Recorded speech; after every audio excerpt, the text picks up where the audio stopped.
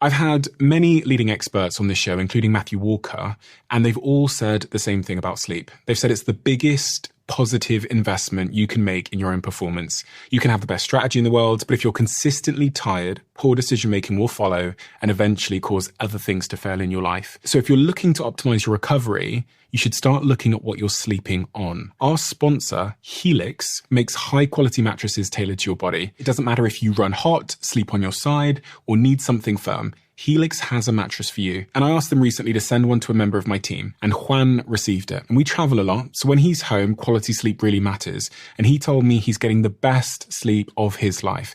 And the data backs it up, with 82% of people in a Helix study saying they saw an increase in their deep sleep. And with a 120-night trial, you've got 4 months to prove it to yourself. You can get 27% off at helixsleep.com/diary. That's helixsleep.com/diary. For the last couple of years, I've been working on something that I realized every podcaster listening to this, but actually probably every creator listening to this, might just need. Podcasting is difficult for many reasons. And one of them is that these hosting platforms don't give you much information. And also, because they're so fragmented, you kind of have to go through every single platform, uploading it to YouTube and then taking the same big old video file and uploading it to Spotify's platform. It takes huge amounts of time. And that friction means most of us don't do it. That is the problem we set out to solve. And so we built something called Flightcast, which you can find at flightcast.com. And today, Flightcast is also one of our show sponsors. And some of the world's biggest podcasters are now using our platform to run their shows because it gives you an edge. It saves you time. It gives you analytics most people won't typically get. It allows you to use AI to be more informed on your show. And it has growth tools that other hosting platforms don't have. So podcasters that are using Flightcast have this unfair advantage. So go to flightcast.com/DOAC now. It's very rare that you get to meet entrepreneurs that are following and have followed in the steps that you followed in your life. And so whenever I meet people like you and Ben Francis, who is similar age to me, who has similar life ambitions, I see it as this really amazing, rare opportunity to learn for myself and to ask, honestly, selfish questions. And I saw on your Twitter, I think it was over the mental health week period, you did a tweet where you talked about your experiences with depression, burnout, and anxiety. And from what I know about your story, you experienced those things in that order. Yep. So I think that's a good place to start, which is, let's talk about depression and the role that depression played in your life and where it came from and how you've overcome or are overcoming or handling depression. Yeah, so interesting actually, because I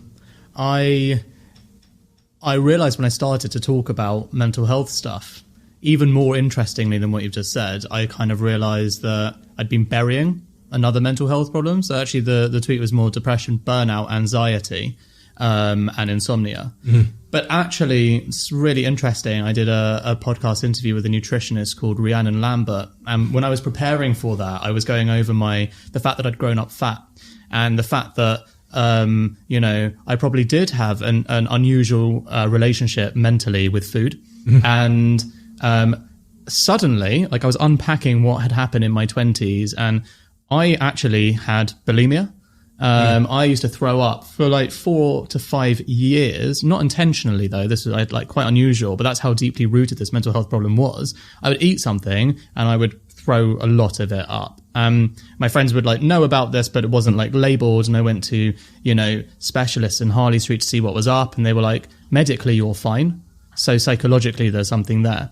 Anyway, I haven't done it since I was about 26 or whatever, but it suddenly occurred to me a few weeks ago, really interestingly, that being able to label the time I got depression, the time I got anxiety, the time I got insomnia, the time I was burnt out, I remembered those moments. This one, I'd actually buried as a story, mm-hmm. right in my head. I'd never expressed it in my whole life to anyone publicly at all, full stop. And it was a couple of months ago, and I wrote a newsletter on mental health and nutrition.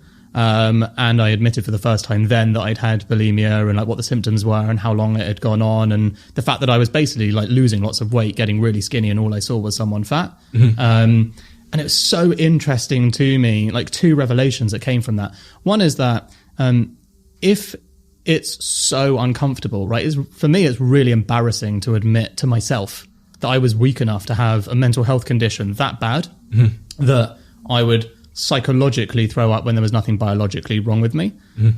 That's really awkward to admit to yourself. It's also far more terrifying to admit it publicly once you've uncovered it. And it kind of made me reflect on the fact that sometimes like these things are actually just so painfully embarrassing about your personal life that you can even bury it to yourself. And did you ever understand why you were bulimic? Was there, because it's a psychological like comorbidity, so what was the cause per se? It's really hard to say what the cause was because I got it after I'd lost weight.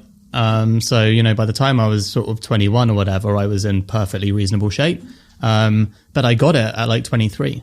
And actually there was a result of it. The only time I was ever hospitalized, it's a really random but hilarious story in its own way. Because I'd been throwing up, I'd been basically like hurting the inside of my throat, right?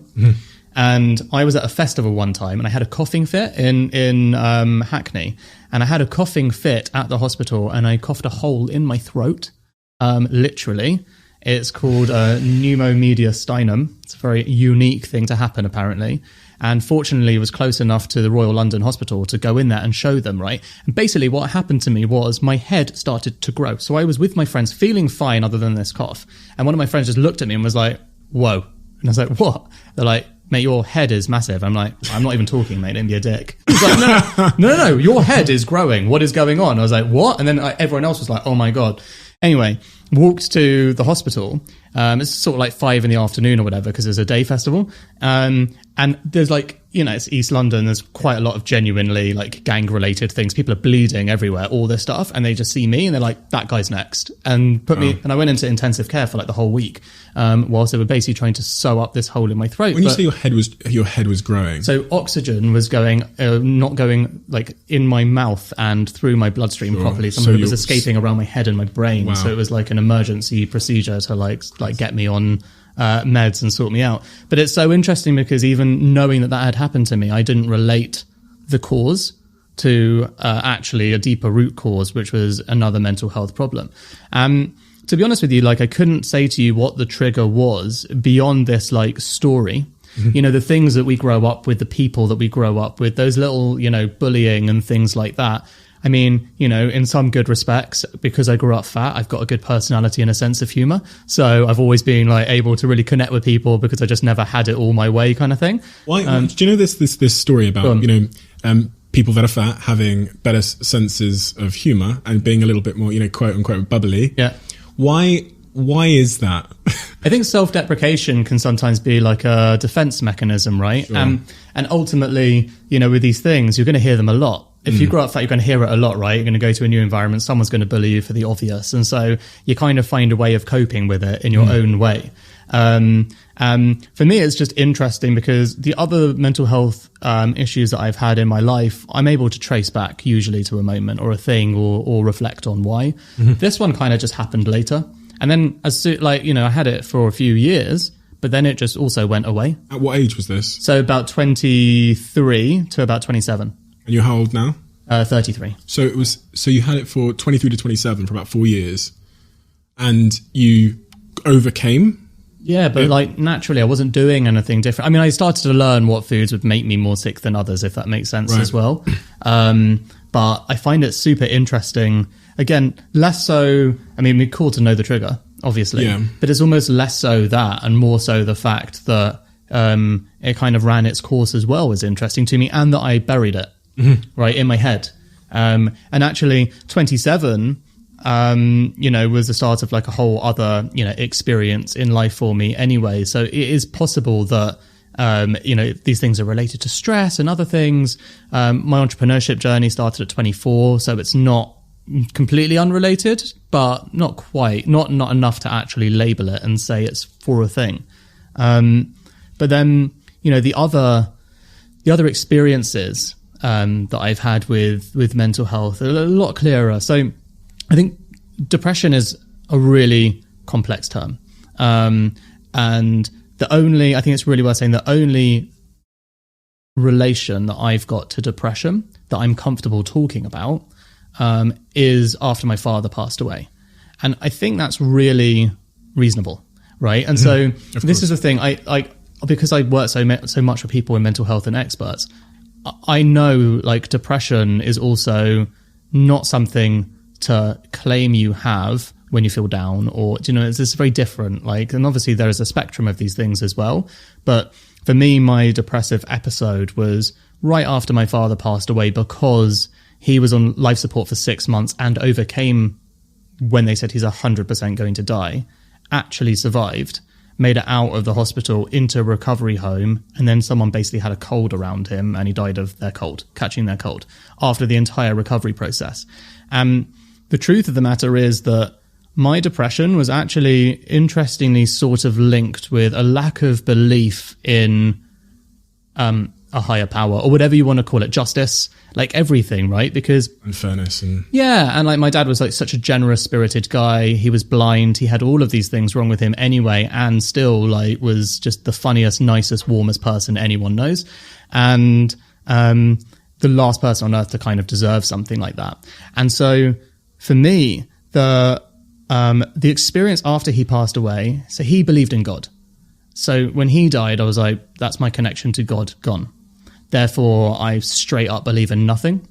You know, I think it's really interesting to have conversations with people, intelligent people like yourself, when you talk about purpose and vision and these things. It's very hard to imagine that you've got a purpose, a vision for anything, if suddenly you've switched off and you've said, I believe in nothing. You did totally destabilized. Yeah. I remember the feeling of being, I was religious until I was Christian until I was 18.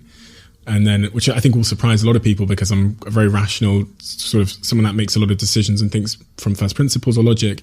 And then at 18, I lost my faith per se.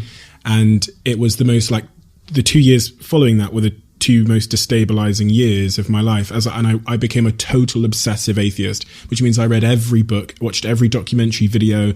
And then I got to the point, and this is when I realized that I'd overcome my sort of wobble, where I no longer cared about engaging in these debates with people that agreed or disagreed with me, and I was at peace with my own beliefs, that I guess, which is like agnosticism, if that's a term.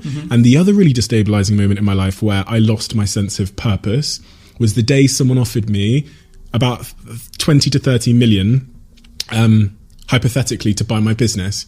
And 18-year-old Steve shows up. I've talked about this a few times, because he thought we were doing this for money. He thought that was the goal. And so I go home that night. I remember where I was sat like it was yesterday. I'm typing rightmove.com, looking at houses at 24 years old. And then I'm looking at these houses and I'm getting this real sort of deep sense of unfulfillment, by thinking, well, that was it. That was the game. And then Auto Trader, boom, boom, boom, Lamborghini Aventador.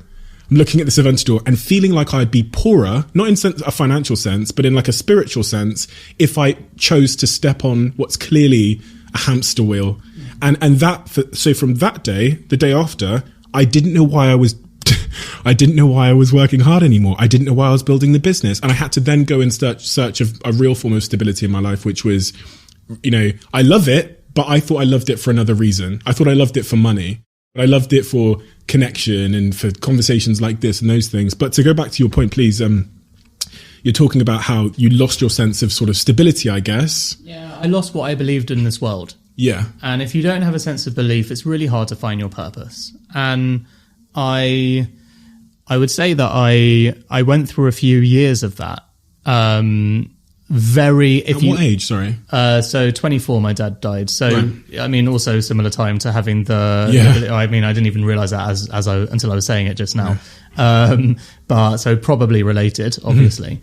But I went through about 3 years of not believing, in anything, right? Like really, and, you know, not very nice about it either. So I grew up Jewish, and I've always said, in fairness, you know, I think Judaism is as bad a religion as all the other religions. You know, I don't actually personally like any one of them, but I do love what they all mean. But then, you know, it's very possible to be wise and not associate yourself with a religion. And what I've learned, which I find so interesting, is my identity, my connection to spirituality, and Judaism's a weird one as well, because it's like a race and a religion. Yeah. So it's like you can actually be not religious. You can lose your religion but still be the race. Yeah. And that's like actually it's a positive in a way, because it means you don't have to disassociate from cultural values, but you can disassociate yourself from religious ideals. And what actually happened to me was, you know, I would be relatively difficult and question people a lot when they would talk to me about their religious beliefs. I'd want to dig into them, and I'd really want to challenge the way that they think and why they think these things and how they can defend them, but trying not to be an absolute arsehole, but just using my own, I guess, bitterness and my own experience of growing up being told to believe in something, which is very different to finding something. And, you know, when my father passed away and I didn't have this connection to it anymore, I also felt like I didn't have a connection to spirituality or anything. And so it's very weird to have like almost the death of a religion as a human being, because that's your death of your connection to this earth and purpose and everything. And it wasn't until I was 27, really, one of my really good friends told me about, and obviously we've been talking about Christian Angermeyer as well, like our mutual friends, so this is a relevant conversation, told me about ayahuasca, and I'd never heard of it before. I didn't even know what it was. And I went on a retreat with him. And I came back that weekend completely. I mean, when I say a 180, I went from the most cynical non-believer in the whole world, negatively so, to, like, without sounding like a complete twat, like positively enlightened and confident, never more confident of anything in my life, of spiritual realism and what I believe in. And ultimately what I believe in, and I have these like fun conversations with people now about spirituality, which is, you know, what do I believe in? I believe in nature. I believe in looking at the beauty of the world and how cycles work, which is science, right? And the way that my ayahuasca experience actually opened my eyes to believing in something spiritual or greater than myself was 90% of my hallucination was observing what happens in nature with cycles, right? Birds, bees, oxygen, air, soil, all of this recycling all the time for a sustainable system, and being like, you know, that is in itself a scientific miracle, but something greater than us that's always happening throughout time. It was a real shift for me because A, I overcame my depression from that. B, I suddenly believed in something, even if that something is nature. And when people are like, and I get this from Christians quite often as well, where they're like, you know, what do you mean you believe in nature? Like, what is that? I'm like, I mean, it's more believable than a guy that walked on water.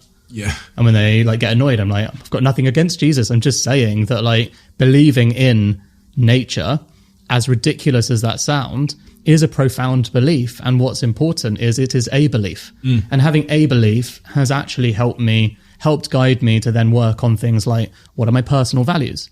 You know, which you talked about, you know, mental models. What do I say yes to and no to in life? Well, you can only figure those things out if you spend time with mental models, first principles, thinking about what things mean to you in life. And then suddenly other things start to come into flow. And so I really want to just double down on this ayahuasca experience. What exactly did you do on that experience? So ayahuasca is essentially, it's completely natural. It's tree sap from the Amazon. And it's been practiced for thousands of years. You know, I won't go into like the whole history of psychedelics, but I could do because I've read a lot about it. The reality is it's sacred. So our shamans have like a legal license to practice with it. And it's a guided experience. So the most important thing to say to anyone thinking about ayahuasca or whatever, like, it's not something you do at home on your own at all, ever.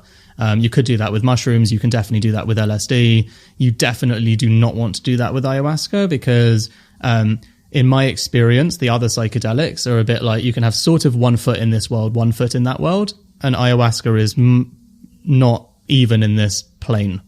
You're just somewhere else. But what's fascinating and very common from people's recollections of ayahuasca trips is you have a spirit guide called Mama Ayahuasca. That's what everyone calls her. And in all of my experience of doing it, and I've done it about 12 times now, so I almost go back every year. By the way, it's an incredibly painful experience, and it's very difficult to do, and it's not something you look forward to, which is why it's like rocket fuel growth, which is why I do it, because you learn all the things about yourself you don't want to hear, you don't want to know, and you confront the worst realities. I've learned more in those weekends that I've done this than, you know, you can learn with therapists and you can learn yourself. So staggering. Everyone says this to me, and you know, you mentioned a guy called Christian Angermeyer. Yep. context, he runs a company called Atai, which are now developing psychedelics as a way to cure treatment-resistant depression. It's really sort of a groundbreaking company. And he sat with me in his penthouse just across the street, in fact, from where we are now. And he was telling me that you unlock the brain by taking these drugs, and you discover truths about yourself, which in many experiences, which is similar to the one you're describing, will have a permanent, lasting, transformative impact on the way you see the world, and it like corrects your thinking. Yep. And it's crazy for a normal person that isn't in this world or doesn't understand this to think that you can take a magic mushroom or a drug or your psychedelic, whatever you want to call it, and overcome grief. There's a great book by Michael Pollan called How to Change Your Mind. And in it, he talks about this problem with psychedelics. It's a bit like dreams, right? You're having an ineffable experience. So to describe it for people is generally quite boring. What I think is more interesting, in a sense, is to discuss the outcomes that I've got from it. So the first time, very quickly, because you asked, the experience was the hallucinogenic experience, like I said, was watching the cycles of the earth develop. And were you conscious? Because for people that haven't done yes. So put it in your mouth. You drink it takes about an hour for me. You lie down in the pitch black. It's fluid. Yep. It's like a shot. It tastes disgusting, but some people like it. You lie back, and the shamans basically start playing music, and it's a completely guided, facilitated experience with them. If you're having problems, they come over, they help you. If you need to be taken out the room, they'll look after you. It's like, it's a busy night. Mm-hmm. There's noises. A lot of people throw up. How's this for irony? I didn't throw up for my first 10 times. Which everyone was like, that's super weird. I was like, yeah, especially considering my history. Really bizarre. But the experience I saw was the one I needed. And there's a really deep, insightful experience you get from psychedelics, which you can often go in wanting a thing, but it isn't what you need. And in this experience, what I wanted was to see my dad and to connect with my dad. But it isn't what I got. What I got was a vision of understanding how everything in this earth is living in a cycle, like a beautiful miracle. And so it was less about like seeing micro things and seeing macro things, being in it. If it's taking me to a place I don't want to go and a door I'm not ready to open, you can negotiate. You can actually say, I'm not ready for that yet. And sometimes it'll push you and say, open it anyway. But sometimes it will actually listen to you and let you go sort of back into your body. So it is a really fascinating experience. And what I'd say about it is, it's the number one most important thing I've ever done in my life.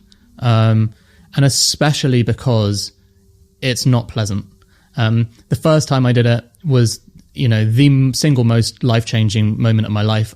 Not only got over my depression, I went and spent the whole day with my mum the next day, explained everything that I'd experienced. Not a mum's favorite chat, hearing your son talk about psychedelics, but certainly is in context of like helping me get over something she was aware I was suffering from. The single greatest lesson I've learned in ayahuasca is about gratitude. So I was going through a period, I think I was 30 potentially, so it was a few years later, and things were going well at the time. So my attitude, my mindset was, I want this, I want that, right? What's your intention going in? Well, I want this, I want that. That's like how you answer it, because you're not enlightened enough to understand. Into the psychedelic experience, right? Yeah. And you can write it down and come back to it and be like, that was what I was looking for in this journey. But actually, the lesson I learned, so I was asking, how can I 10x what I do? How can I be more? How can I become better? How can I have more impact? Me, all these questions. I was instead transported to, basically, I'm not sure where in the world, but a very poor part of the world, where there was this kid, begging in the street, basically. And I became that kid. And I became this person trying to get water for his family and having to walk miles for it. 50% of my whole entire psychedelic experience that night was literally walking like a mile in this boy's shoes. This lesson sort of came to me about, it isn't always about what you want. And it isn't always about asking for more. It's actually about having gratitude for what you have. And when you have enough gratitude for what you already have, you will unlock the path to more. There's this thing that I've learned as well, which is when you go into experiences, it's helpful to have a totem, right? So I carry a different stone in for each experience, and I have these stones at home. Anyway, I have this stone by the side of my bed. And every single morning that I wake up, the first thing I see is this stone. It's literally just a pile of crap stone. But the point is, it's imbued with this message for me. And I wake up every day and I'm grateful for having running water in my bathroom there. And that is like an unbelievably poetic and powerful way to like live your life past an experience, to wake up in Camden Town in London being, so fortunate like I am, but with a real genuine reminder of gratitude, as opposed to like waking up groggy and being like, yeah, I'm grateful for waking up today. This is like, it means something to me. So these little triggers and shifts, they emotionally change something in you. But I've learned a lesson the hard way through ayahuasca as well, which is just because you're learning lessons, this is like all wisdom, right? It doesn't matter whether you get it from ayahuasca or you get it from, your Instagram posts. You can read it and it can resonate and you can be like, wow, that's powerful. Without action, it means nothing. So if you don't create then the steps to be better based on what you learned, you're wasting a very powerful weekend and painful weekend. I've been guilty of that too. I've learned lessons that I haven't necessarily followed through with. And sometimes it's because they take bravery and I feel like I'm not ready for that bravery yet.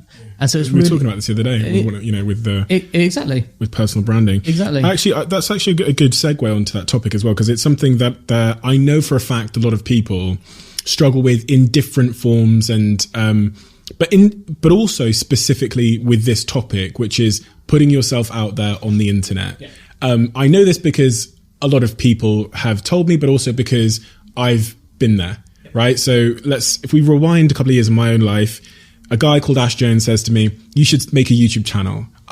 I dismissed the idea, obviously, because I'm like, well, people are going to think that I think I'm Mahatma Gandhi, or people are going to think that I think I'm a genius, or that I think I have all the answers. So I'm not doing that.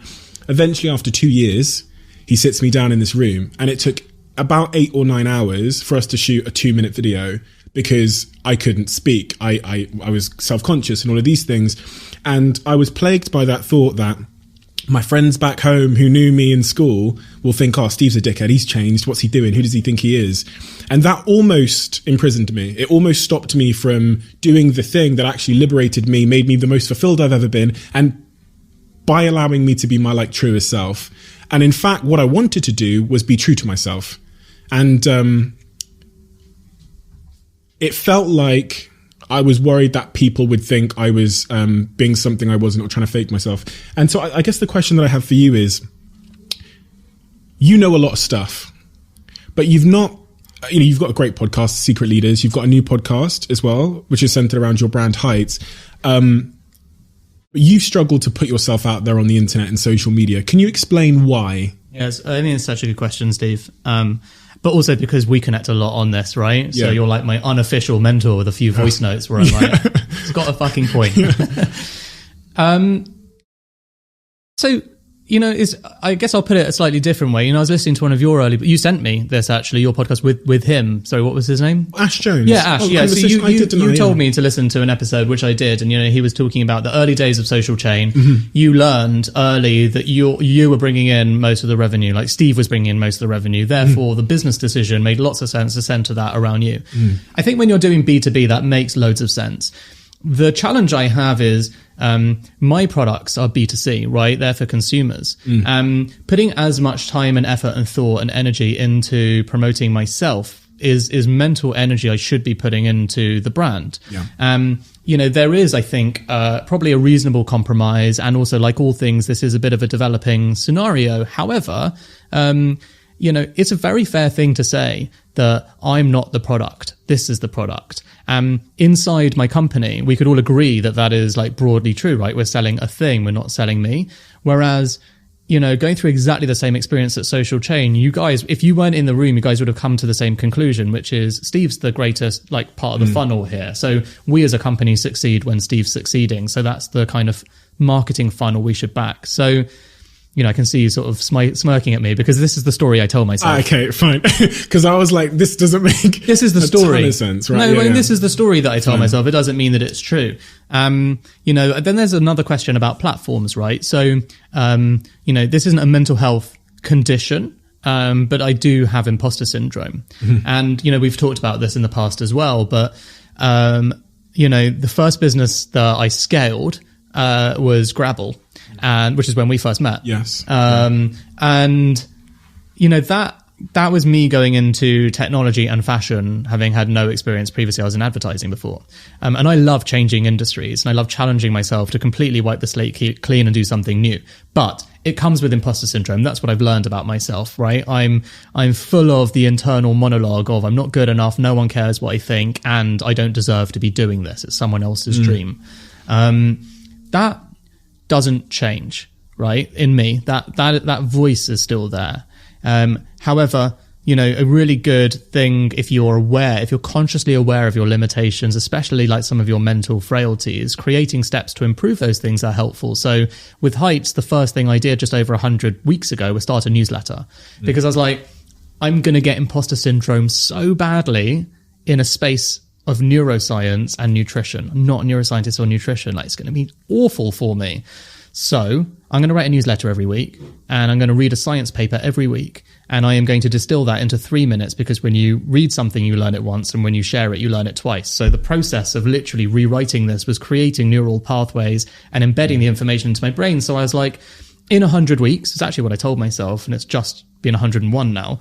In 100 weeks, I won't be a neuroscientist or a nutritionist, but I will have read over 100 science papers, and I'll know what science says is good for your brain according to journals, experts, etc., which will be an amazing step to create, an amazing habit to build, to get over my own mental frailties and my own story of imposter syndrome. So when it comes to social media, I feel like I've got the same thing, which is when my last company failed, I didn't know what I was going to do next. I looked at like my social media platforms and was like, you know, where am I going to spend time rather than where am I going to waste time ultimately, right? Because you can get caught up in this silly game and then thinking personal branding. Where do I feel comfortable? That would be a good place to start. And I chose LinkedIn. And the reason I chose LinkedIn was because I told myself a story, which I completely believe to be true anyway, which is, whatever I do next, I'm a serial entrepreneur, right? As in, I'm fine not having any money. I'm fine working for other people for free, doing all these things, but I'm always going to start something else myself again. So if I know that to be true, it means I'm always going to hire people. And what do really smart and impressive people want from their boss? They want to know who they're working for. They want to know what your values are. They want to know what you believe in. They want to know what kind of things you share. And so I was like, LinkedIn is the only place that could credibly do that for me, right? And I actually went from, I mean, it's not, you know, that impressive, but I went from like 3,000 followers or something to almost 25,000 on the basis of, and as you know, there's no putting money behind anything on LinkedIn or anything, literally just by being myself, by writing about how I'd failed, by writing about what I was working on next, by working, and also all of the things, when you know, writing about what you're working on next is such a difficult thing to do because it's probably going to fail as well. And it did, you know, before Heights, with 3 iterations of things that I was publicly putting out there and getting feedback on and stuff that we had to kill because it didn't have legs. It's a horrible time for an entrepreneur in between, or it can be certainly in between. People are like, what do you do? And your identity is in flux. And, you know, like, do I talk about this new thing that I've just discovered that might not be a thing in a month? You're preaching to the choir here, Dan. I know, right? Exactly. But it's such a complicated answer to give in the now. So anyway, like on the personal brand thing, like I decided LinkedIn was a place I felt comfortable because I can be my authentic self, because I am an entrepreneur, because I am someone who is willing to go big and fail and like actually figure out why and talk about why. And I think this stuff is so important for entrepreneurs to connect openly and honestly, because I absolutely hate, and the one thing I will not miss about networking events is like going to them and everyone talking about them killing it. You know, that is literally poison in our society. It's nonsense. So everyone just talking about how they're killing it stops people from saying, actually, you know, shit's really hard right now. This is the problem I'm dealing with. And this is like how it's making me feel. If you're able to say that to another entrepreneur because you've created the container in the environment to be comfortable to do so, that person can probably help you. And if you are stuck with the narrative that everything's going amazingly all the time and that's all you're telling people, no one can help you figure it out when you actually could do with the help. You know, it's the other thing, going slightly off piece, sorry, but, you know, my biggest bugbear in entrepreneurship is stealth mode. I think stealth mode is like the most stupid thing that an entrepreneur can claim to be in, full stop, because as you know, ideas are worthless, execution is everything. Sure. Anyone that's ever built a business knows how hard it is. Stealth mode is when people say like working on a new business in finance in stealth mode. Right? I'd love to tell you. Does that mean not telling anybody? Yeah, I'd love to tell you what my startup is, but it's so amazing you'll steal it, so I'm not going to tell you. God. Mate, all the time. all the time. So many people do it, and I give the most direct feedback on LinkedIn, probably very similar to you. Like, loads of people ask for my help for loads of things all the time, and if I ever see stealth mode on their thing, I'm like, I don't talk to anyone in stealth mode. FYI. Stealth mode is such a stupid thing because it's like, how do I describe it's like saying I'm afraid of feedback. But it's also like saying, I've got something, but I can't tell you. Yeah. Why did you tell me you had something? Yeah, I know. I know. Just don't start the conversation with me. I'm a curious person. I'm going to ask you what it is. But, you're attention seeking, but you don't want to tell. It's like, it's a weird form of like, I don't know, flirtation. I don't know. But I want to get to this point about why we had this conversation like a week or two ago about Instagram and making videos of yourself and putting your ideas out there.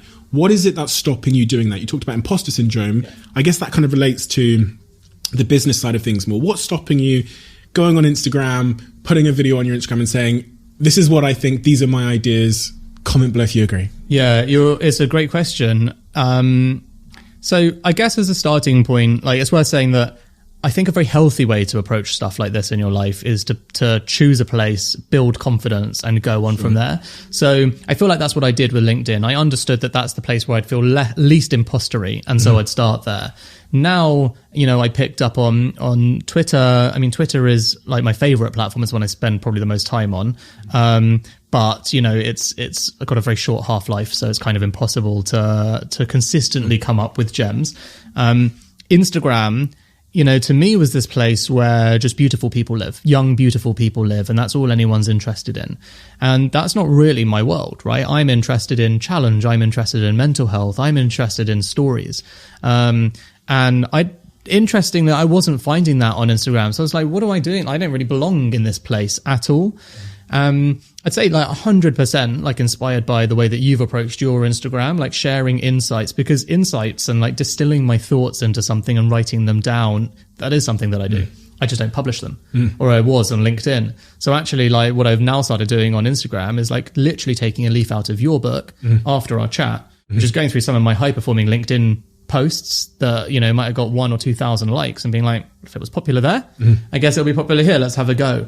And trying to get over it now, slowly but surely. But it's this constant belief that no one wants to hear what I have to say. Yes. Of course. And that's what I was getting at. And like, what are the forces that are at play which are making it feel like some like psychological discomfort if you are to tell the world what you think on Instagram, let's say? What in your mind, is it friends back home? Is it this particular person? Sometimes I can think of a particular person, mate, and I can think that person from 4 years ago is going to think I'm a dick. 100%. Dude, like, the thing that I've learned, which is so interesting, is 90% of my fear of what people will think is based on my school friends. Yeah, same. Who I only speak to a bunch of them now. Identity is such an interesting thing. And, you have it when you'll be going through it right now. And I empathize, right? You're not Steve from Social Chain anymore. Yeah. Right. And that's, for ages, I was Dan from Grabble. Now I'm Dan from Heights. People do that.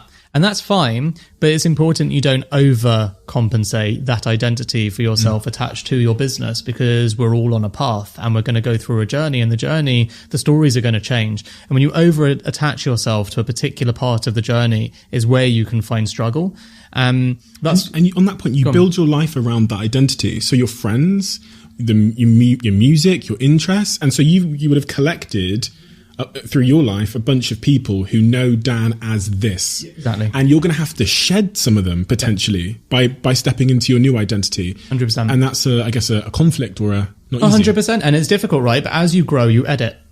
And, you need to really consider who you're editing out of your life and who you're welcoming into your life. And I think, there's the practical reality that what was good for you 5 years ago is no good for you right now. And frankly, the highest leverage decision you can make, and I'm still terrible at this, by the way, but the highest leverage decision you can make is picking what to say no to. And the hardest thing you can do is say no to opportunities that you would definitely say yes to. So, that includes friends. That includes saying, I don't have time for this friend anymore, or this identity, this part of my identity anymore. Even though I like it, I like them, I like all this stuff, because frankly, there's this shedding almost that we do as human beings. In reptile form, it's very physical, right? They're literally shedding a skin. But as humans, you don't see this change, but it doesn't mean it doesn't happen. And we go in these cycles. And I think a lot of, mental health conditioning is attached to our holding on to the past and refusing to sort of embrace the future. And that's why, I think it's really important to set out a clear understanding of your purpose, a clear understanding of the things you will say no to and won't say no to, and acknowledging that changes, right? So I do an exercise like this every year. And it takes about 5 or 6 hours. I do it with my wife. It's like a whole massive briefing document essentially on your vision, your purpose, your friends, all of this stuff. Spending the time thoughtfully thinking about these things, which people do not do enough of, is so important, because if you're not reflective and you're not spending time thinking, manifesting essentially who you want to be in the future, then I think you're going to miss a massive opportunity to grow. Because I work in the brain space now, in brain care, neuroscience, you call that neuroplasticity, right? It's this idea that the brain will grow. It's plastic and it's essentially changing in whatever direction you choose to take it in. If you are... Check out episode 53 of Chapter 2. We talked about this on the last episode, so it's very relevant. Oh, really? Okay, fine. Yeah. So neuroplasticity is that. If you are into spirituality like I am, then it's called manifestation, right? It's spending the time thinking about what you're going to do and how you're going to get there. And then to put it into super business terms, if you're into business, it's called planning and execution. So there are these different ways to articulate the same point. But the point is, if you just spend your days going bit by bit, not really thinking about where you're going to go and what it means to you, it'd be very hard for you to make good decisions. And frankly, and this, I guess, actually speaking like personal branding, a more popular post I did recently was about stamina and the things I've learned about rest, which is that as a founder and a CEO, you learn that you're not paid for your stamina, right? You pay, you pay Mo Farah for his stamina, right? He's got to run fucking 10K. That's stamina, right? That's what athletes are paid for. I'm paid for my decision making. People invest in me and they invest in Heights for my decision-making abilities. And overworking, giving yourself burnout, not taking space to rest, not listening to what you know to be true and spending the time planning, that's bad decision-making. Yeah. If you can't do those things for your own body, it's like what I said is, if you can't be the CEO of your body, you do not earn the right to be the CEO of your company. You've got to look after your mental state and your physical body first by thinking and finding the space, carving out the space to think, what does good decisions look like that fit my purpose and where I'm looking to go? And if you can do that and you can answer those things, you actually start to learn things start to add up. And that kind of segues back to the initial tweet where you talked about depression, anxiety, burnout, and insomnia. So let's talk about burnout then. It's a very popular topic. I actually think one of the most listened to episode of this podcast was the one about burnout, and us being a burnout generation and how we've kind of glamorized it. We're optimizing our lives so we can fill it with more things to do. Did you burn out? How did you burn out? And do you understand why you burnt out? 100%. Gary Vee is a very clever man, very intelligent, but, he has created a negative impact on society that he would probably be upset about, because he seems to be a lovely man that really deeply cares about stuff. From what I can see, I believe his authenticity, but he has created hustle culture and hustle porn.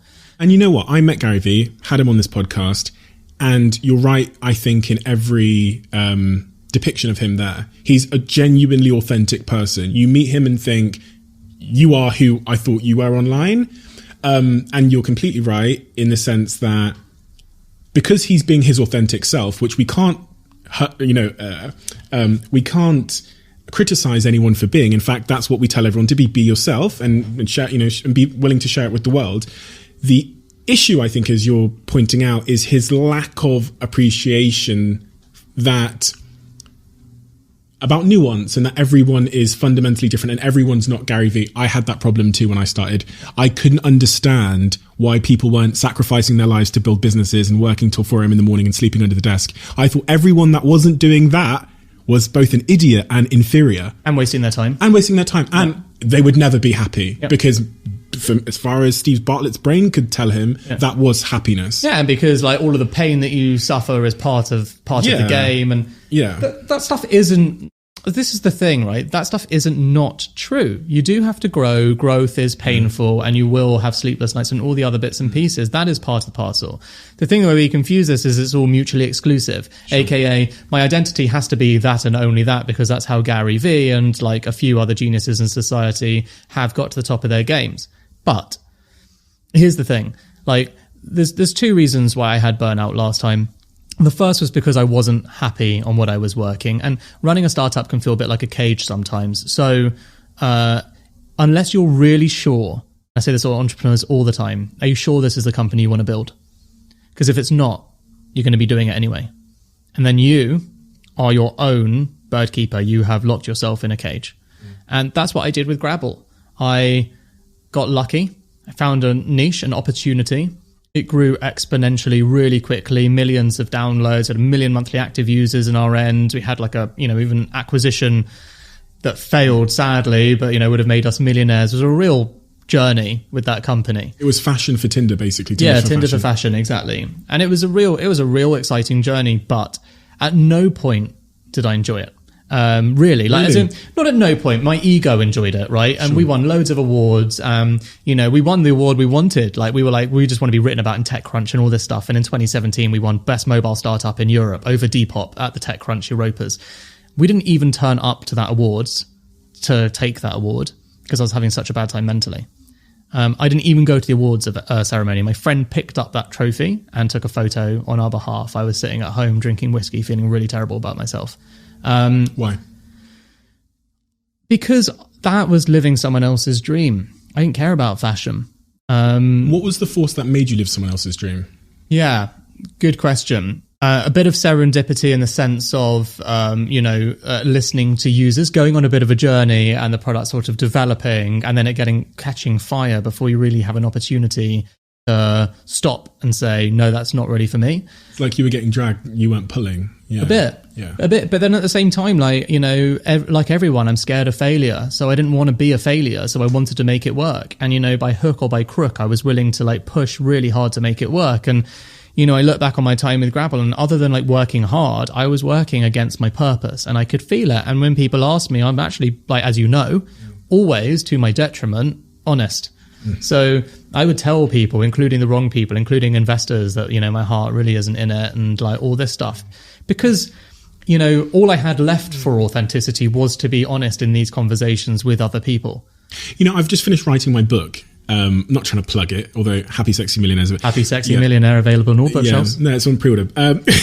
But there's a chapter in there where I really investigate burnout. And the reason there's topics like self-awareness and burnout, which we haven't quite yet properly defined. Everyone throws it out there on Instagram, I'm feeling burnt out. But nobody's like gone down the rabbit hole to figure out the innate causes or the psychological or social causes of it. So I just wanted to like go as far down as I could go.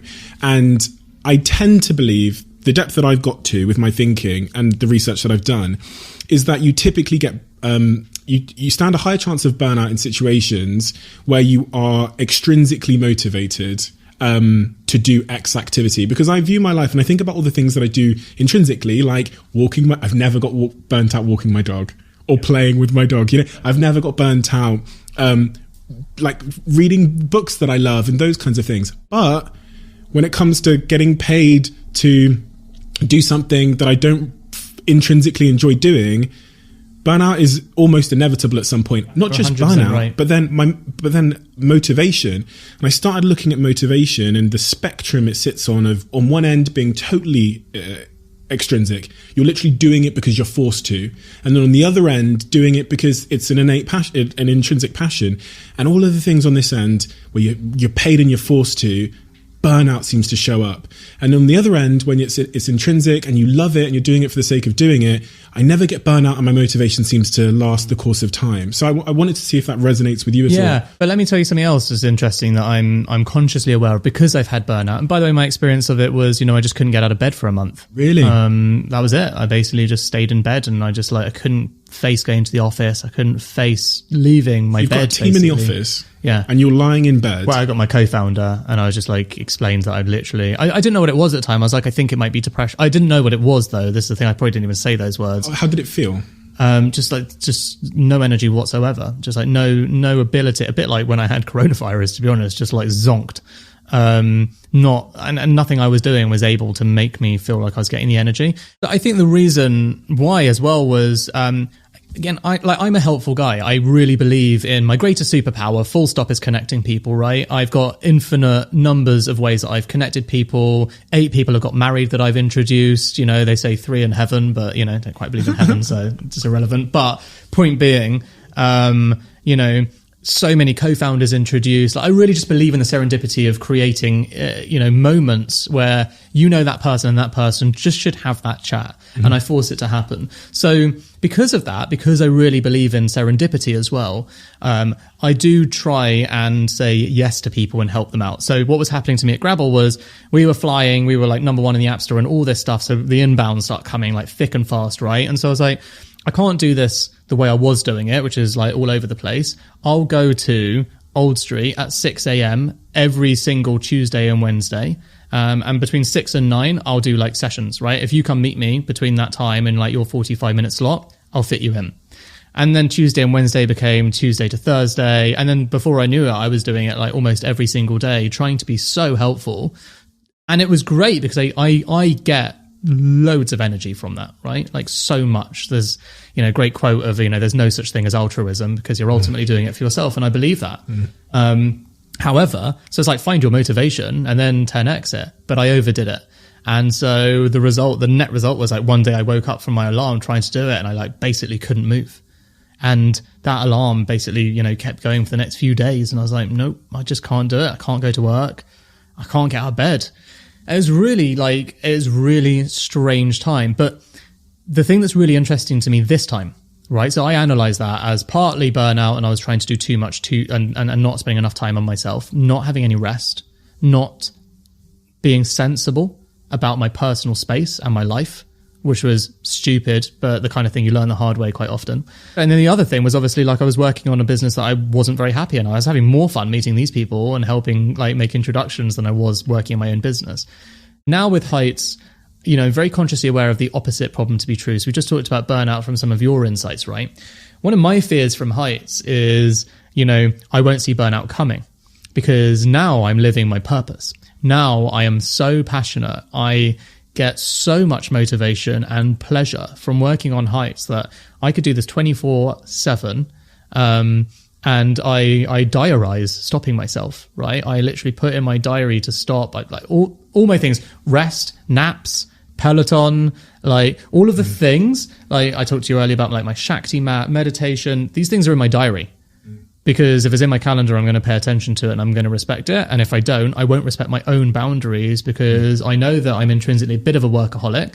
And if I'm passionate, you can't stop me. So I have to stop myself. Sure. Knowing, taking preventative measures towards things like burnout, if you are happy, I think has been a really like mature decision that I'm really proud of taking this time around because it's a bit like the imposter syndrome, right? How am I going to overcome it? I'll write a newsletter every week. Great. I feel way less like that now. Same thing, burnout. I don't feel like I'm going to get burnout, even though I've been sitting in my bedroom pitching, to investors like all of February and March. Like it's not a great existence because of lockdown. And if I said to you, listen, I'm the same. I'm a workaholic and all these things. I'm an entrepreneur, going to build a big business. Dan, what is the one thing I can do to avoid myself getting burnout? What would you say that is? You would say it is diarizing and scheduling time to do other things like, I had Nirel on this podcast and he talked about, he writes the book Indistractable. Yeah. He talks about how he will literally schedule time in his diary to spend some time with his partner and take his kids for a walk and those kinds of things. Is that what you're saying? You're saying... Yeah. I mean, I've got, I do have like a list of habits that I've created for myself. And, talking about habit formation, terrible error everyone makes is like, oh, I'll listen to Dan, I'll do all of these, habits. No, I pick like one new one a year. To be honest with you, my number one mental health hack, full stop, that I say to everyone always asks me my one thing, mine's going for a walk. Spending an hour or so walking if you can do that without being distracted. I mean, I listen to podcasts and audiobooks, but I also go for some where I don't take anything with me and I just go for the walk. That's my number one health hack. Because it's not only good for your brain, but good for your body. And because it puts you into, there's two things. One, we live in London. Actually, to be honest, like, gets way worse a rep about rain than, you would think, because I don't go out with a raincoat most days. But even if it's raining, you still go out. And that's a great moment to just be with the elements and accept that, things aren't always perfect. Even the manifestation of rain, it's a great moment to just go out and be like, things aren't perfect, but I owe it to myself for my own rest and for my own space to do this today. And the other reason, honestly, is because on average, I get to listen to about 50 books a year just by doing that one thing. So as someone who's like a lifelong learner and happiest when I'm learning, the amount of books that I've devoured by tacking that, habit onto my daily walk has been the fastest way to grow. Yeah. And so we talked about burnout there. The next thing, that was during your time at Grabble. The next thing from that tweet was anxiety. Yeah, so anxiety and insomnia were completely linked with each other. So a really, really fascinating experience.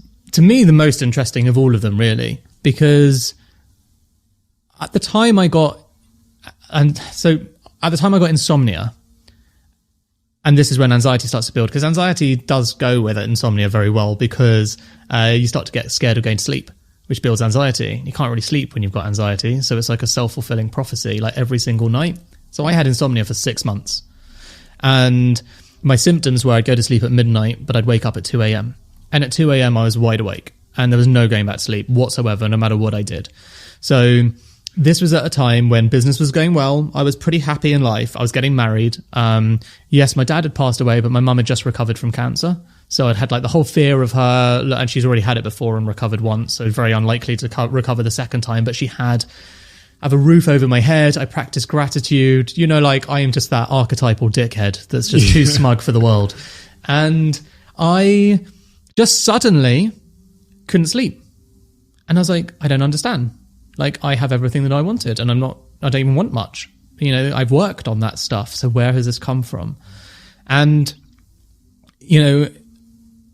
basically chronic anxiety, the feeling of chronic anxiety is lots of sweating, lots of self-doubt, lots of almost like a bit of a personality change in me. Outwardly I'm quite confident, but this experience with anxiety was sort of really making me question everything about what I say, how I feel, who I am. And it was in this cycle where if I'm about to go to sleep, I'm not going to be able to go to sleep because of this, these feelings of doubt and stories I'm telling myself. And it became this perpetual illness. And by the way, I tried so many things, right? Because when you say doubt, and the stories you're telling yourself, self-doubt about business, self-doubt about who I am, and about why I'm feeling like this. Anxiety is such a complicated thing because, there's a great, I think it's by Lao Tzu, it's not a perfect, verbatim quote, but he said something like, depression is a symptom of sadness for the past we've lived. Anxiety is obsession and confusion over the future you're going to have, and that's why mindfulness and being present is the antidote.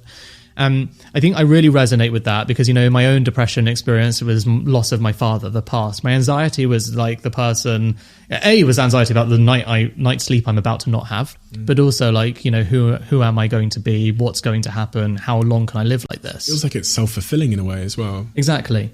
So the truth is I tried all these different things. So I did therapy, I did sleep therapy. I used all the apps, Calm, Sleepio. I tried, cutting out alcohol. I tried drinking much more alcohol. I tried, you name it. I'd not smoked weed for a while. I was like, right, that's it. Getting a weed habit back, anything that you could possibly do to just stay zonked. But I went to the doctor and he recommended me sleeping pills. But that really irked me. And we just talked about Lost Connections, Johan Hari, right? I don't appreciate medication that will work that night as solving my problem. And I'm smart enough to know that it wouldn't solve my problem. It would just help me sleep that night. So I've still got those sleeping pills and I never used them. And I kept on going for this journey, this search for why this was happening. And it led me in the end to a dietitian, which I'd never worked with before. And by the way, I didn't even know what a dietitian was. I'd heard of nutritionists, because isn't that just everyone on Instagram? But a dietitian had no idea. But it turns out a dietitian is basically a nutritionist with a scientific degree. They can work in the NHS and they work with sick people. So if you have a sick problem like insomnia, you go to a dietitian and they will literally tell you medically what they can do to affect your experience. And she just said to me, she basically asked me about what I was eating and my habits and like all this kind of stuff. And I told her, and this is someone who I think I'm quite healthy, generally speaking. And she just said, you're basically not getting enough brain food. And I was like, I don't even know what that means. Like, I don't understand the context of that statement. And she was like, well, let me put it this way. Your brain is an organ, right? It's 60% fat. 90% of the fat in your brain is this one compound called DHA. And most people that come to me with essentially mental health problems, which is what you currently have nutritional deficiencies and don't realize there are three main things that I would recommend in your condition. One is omega-3s. The other is B vitamins, because again, that's for energy. So she explained that I'm having a spike at 2 a.m. So I need that spike not to happen. I need to have like much more slow release of B vitamins in my energy supply in my body every day. And then the third thing was blueberry extract, because it's an antioxidant and would help my lymphatic system whilst I slept right. She's saying this stuff to me. I'm like so skeptical, I can't even tell you. Not only not a supplement taker, but she's now recommending me 3 supplements, and I've been given pills by the doctor. And I'm like, come on, how is this going to be any better? So you can imagine my complete and utter surprise when I took those 3 things. I mean, they were very expensive. They were like medically prescribed ones, so super potent from, I think it was Whole Foods or Planet Organic. They were pricey. But within 2 weeks, I was sleeping like a baby, and I wasn't feeling anxiety. And when you have a moment like that in your life, and you know this because you're a deeply inquisitive person, it makes you stop and it makes you go, hold on a second. Like, this was so simply solved. I don't actually believe it to be true. This must be placebo. This must be finally my placebo that has caused this. Instead, I did what I do. I'm quite nerdy. I started reading science papers because I kind of, the one thing I do hate on Instagram is like everyone's a nutritionist, everyone's a this, everyone's a that. I'm like, I don't want to listen to some guy that takes nootropics telling me about like my brain and mental performance. I want to see what scientists that don't take any credit actually have to say about this stuff. And I learned that there are thousands, literally, of science papers. This is why I did the newsletter. I knew I'd never run out of content. It's like literally the deepest well of content ever to do what I'm doing. There were thousands of science papers on all of these ingredients and how they impact not just your mental health below the baseline. So if you're suffering from insomnia, if you're suffering from anxiety, even if you've got depression, schizophrenia, like so many medical papers, scientific journals, about the impact of taking a high supplementation of XYZ, or obviously much more food of that particular ingredient, and the impact it's had. And then when you're at the baseline, all of these examples about nutrition impacting your mental performance. So this is things like decision making, focus, energy, like all of the things we want in life, right? No one wants to really be recovering from a mental health problem. They want to be at their baseline and thriving. It just took me by so much surprise, because I was like, well, if this is so well known in science, why didn't I know about it? I was working in Shoreditch at a scaling startup, like bearded glasses, hipster twat, like, keto vegan, like, yes, I've heard of all of them. All my friends intermittent fast, yada, yada, yada. This is just like common sense brain food. Why is that not a thing that people know about? Why is taking care of your brain not something anyone's actually talked about, clearly, and actually found a really meaningful way to communicate what that stands for? And what science papers do really badly is like, when I synthesize them, there's about 2 or 3 sentences that are saying the point, but it's just covered with jargon. They're boring as shit. Yeah. So I was like, first step, newsletter. I will add some emojis and some lols and make it millennial and fun, and I will get people to read science papers without even realizing they're necessarily reading them. So every week you'll learn something from a scientific journal, which I will link back to, that you can click. And by the way, no one clicks it. And you can learn something that science says is good for your brain every week. That is essentially how the journey with Heights actually started, with this like realization that something as, when the beautiful moment in life where you can spot an opportunity so big and actually solved by the power of communication and brand. A lot of people say brand and comms, that is not a market strategy. That is not defensible. I think those people are idiots and the wrong market, because, my counter to that is, do you think that Buddhist monks got everyone meditating, or was it Calm and Headspace? Do you think that we love to run because we watch the Olympics, or is it Nike getting in our heads? Do you think that people around the world are doing yoga because of some ashram, or do we actually think it's Lululemon? Brands create change in the world that we want to see, and brands connect with human beings and create communities, and the power of social media and standing for something is where brands take something that was always done before anyway. Stick a tick on a shoe, it's still just a shoe. Like Lululemon, it's just like a little logo, an Omega logo on pants. It doesn't matter. The way that you express what you do and why you do it is the thing that has the power to change. My opinion and my own experience of being, in that Shoreditch hipster twat area where you just know about things like early and trends, to have never come into contact with something so important that can have such an impact as nutrition and mental health, nutrition and taking care of your brain, to me felt like a calling, right? I've just suffered for 6 months. I've overcome something. This is all I want to do in my life. And so you started Heights. And so I started Heights. How's it going? Great question. We launched January the 6th in a pandemic. Well, not in a pandemic yet. I have to say, I saw this on my Facebook feed, and I think I messaged you about investing in the company just because it was beautiful. I saw the branding on the website and the way that you'd done the website, and I was like, this team get branding. And in the direct-to-consumer world, it's interesting what you were just saying there about comms and the way that I hear it is like storytelling and platforms enabling almost democratizing the access to build great products now. Because back in if we think about Nike, shelf space, or you think about the power that the Unilevers have, you're in fact not, the war isn't always storytelling and brand or comms. It's in fact knowing a guy or price points. But in the direct to consumer social media world, brand and comms and storytelling can win. And product design. Exactly, and product design, which is a huge part of the story. And that for me was beautiful. So I was straight in there to try and invest in your company. And I mean, you know for a fact that I've been taking Heights ever since January, I think. Yeah, December maybe. What's your experience been as a customer then? I love it, and this is where I always also really wanted to talk to you today. So there is probably several people on a spectrum of devout vitamin takers, and then there's people that don't understand it or believe in it. Yeah, I was that. Yeah, and so how do you confront the skepticism? Because with products like this,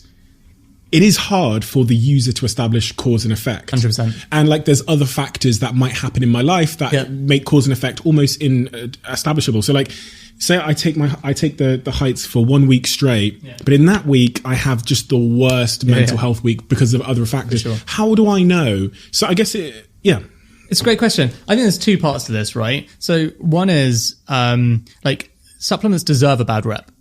This is the most important thing to address first and foremost, because when I went, I was like, why is she giving me this prescribed stuff? Why can't I just go to Holland & Barrett or Boots and just buy the things that she says there?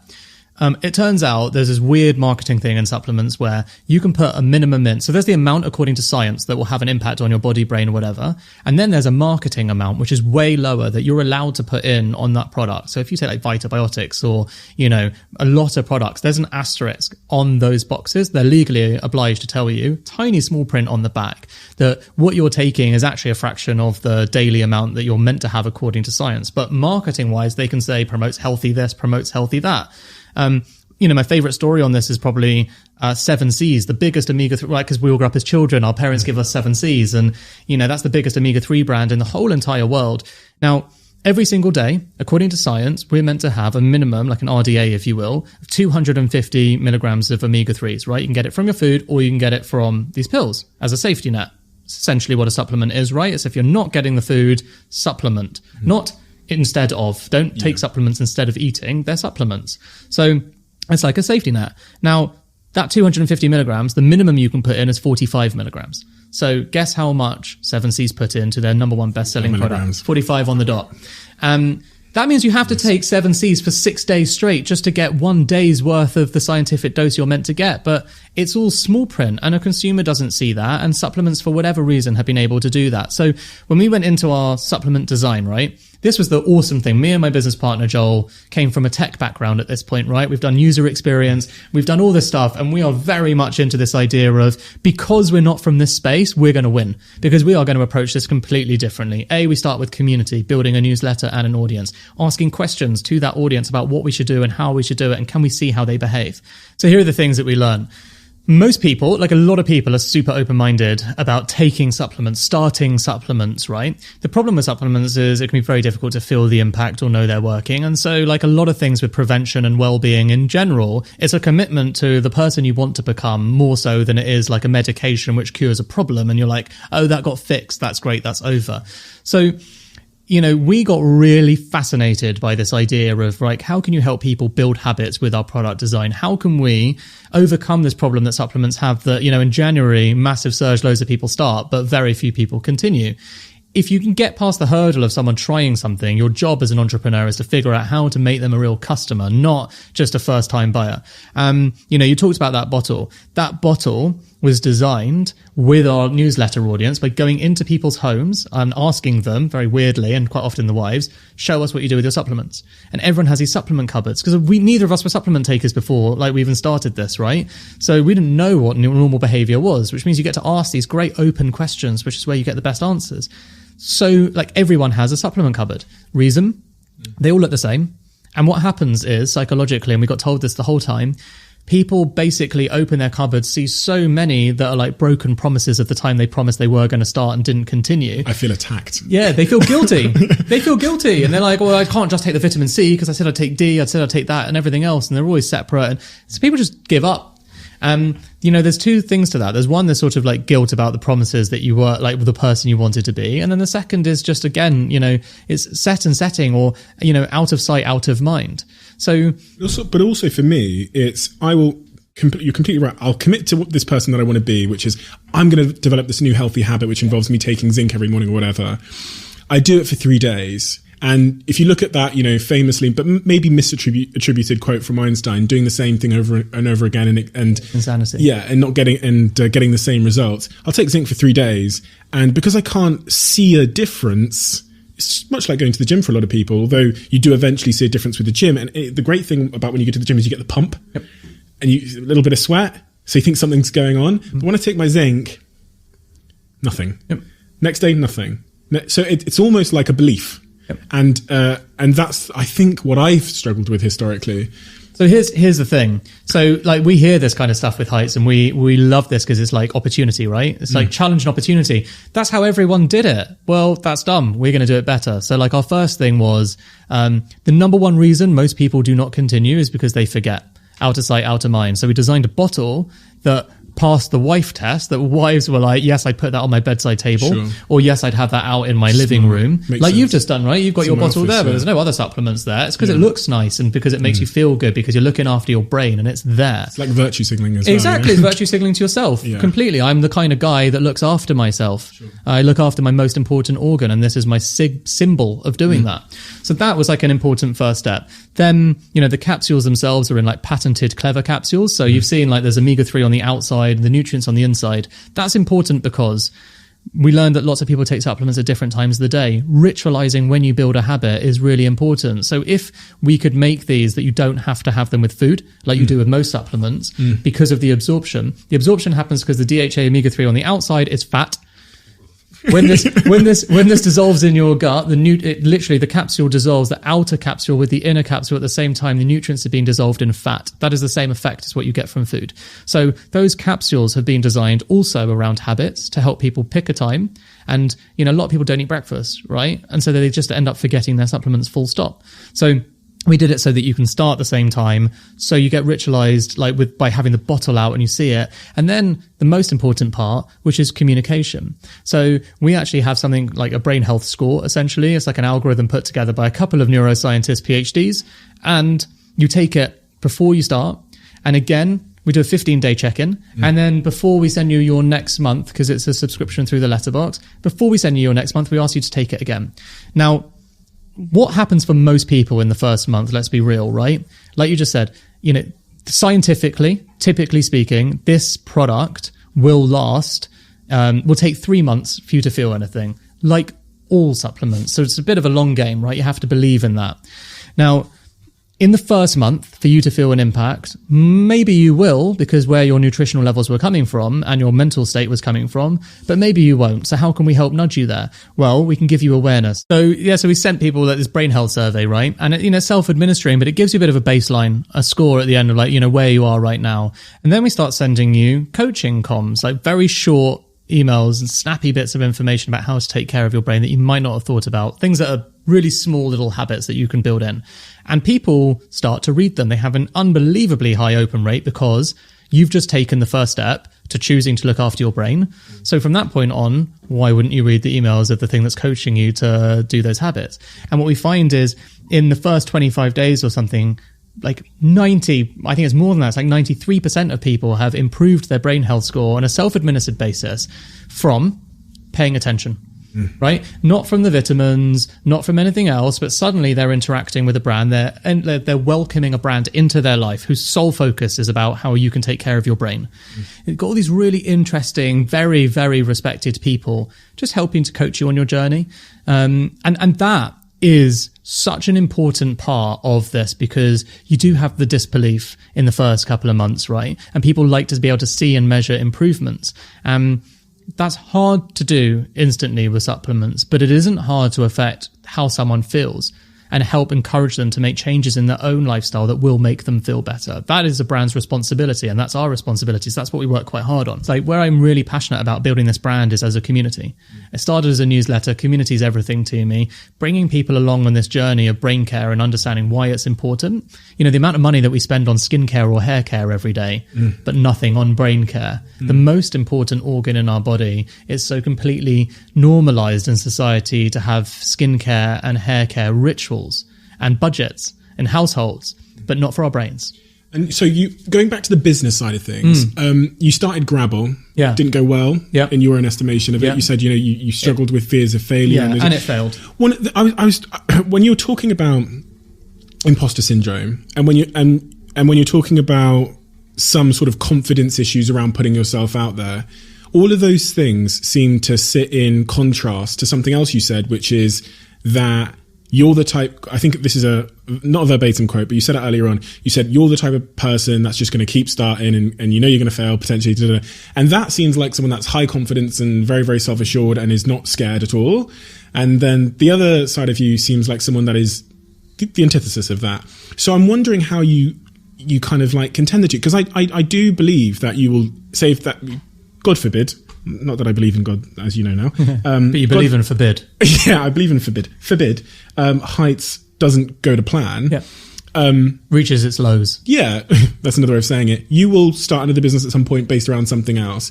How do you find the guts to keep going despite failure? And I'm guessing maybe it speaks to your motivations as to why you wanted to be an entrepreneur in the first place. Correct.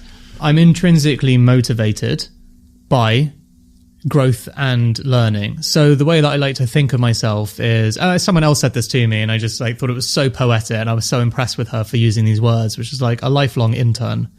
This was a founder. She'd gone to Stanford, had a really successful career, and then she basically coming to intern at Heights for a few months. And I was like, I talked to you about that. I did that in other companies as well. But it was interesting to me to find someone else that did that. And I was like, I could learn from you rather than the other way around. She's like, I'm a lifelong intern. Everywhere I go, I'm a lifelong intern. And I'm like, I talk about myself as a lifelong learner, but lifelong intern was even more powerful, right? I was like, wow, that's, it's a real mindset towards, redefining what success is. Yeah. Because as long as you're learning, well, not you, as long as I am learning, I am fulfilled. And I think we all have this one thing we know to be true about ourselves, right? Starting a business is super hard, right? And, I'm, like I say, not a nutritionist, not a neuroscientist, had no experience in the space. I've never launched a vertically integrated supply chain, from 3 different countries. Our ingredients come from 10 different countries. because we literally source the highest quality. So the omega-3 comes from like Canada and the blueberries come from Italy, like nuts. But all of that stuff, it's so exciting to learn. And like the opportunity to learn all of these things anew gets me out of bed. And so the whole like failing and starting again, you know, that's got nothing to do with, you know, confidence or lack of or anything. It's got absolutely everything to do with knowing where I'm in my sweet spot. You know, there's a term that I learned years ago that sums it up so perfectly, which is ikigai. Are you familiar with Japanese ikigai? Yeah. That's me. I'm living my ikigai right now. What is ikigai? So ikigai is a Japanese term. Basically looks like a Venn diagram on a Venn diagram, right? So you're at the center. And then the different aspects of things like, you know, what makes you happy, what makes other people happy, what makes you money, what makes other people fulfilled. It's like ticking off all of these things. And it's like, if you can find that where you are in the center and you could say, am I contributing to society? Yes.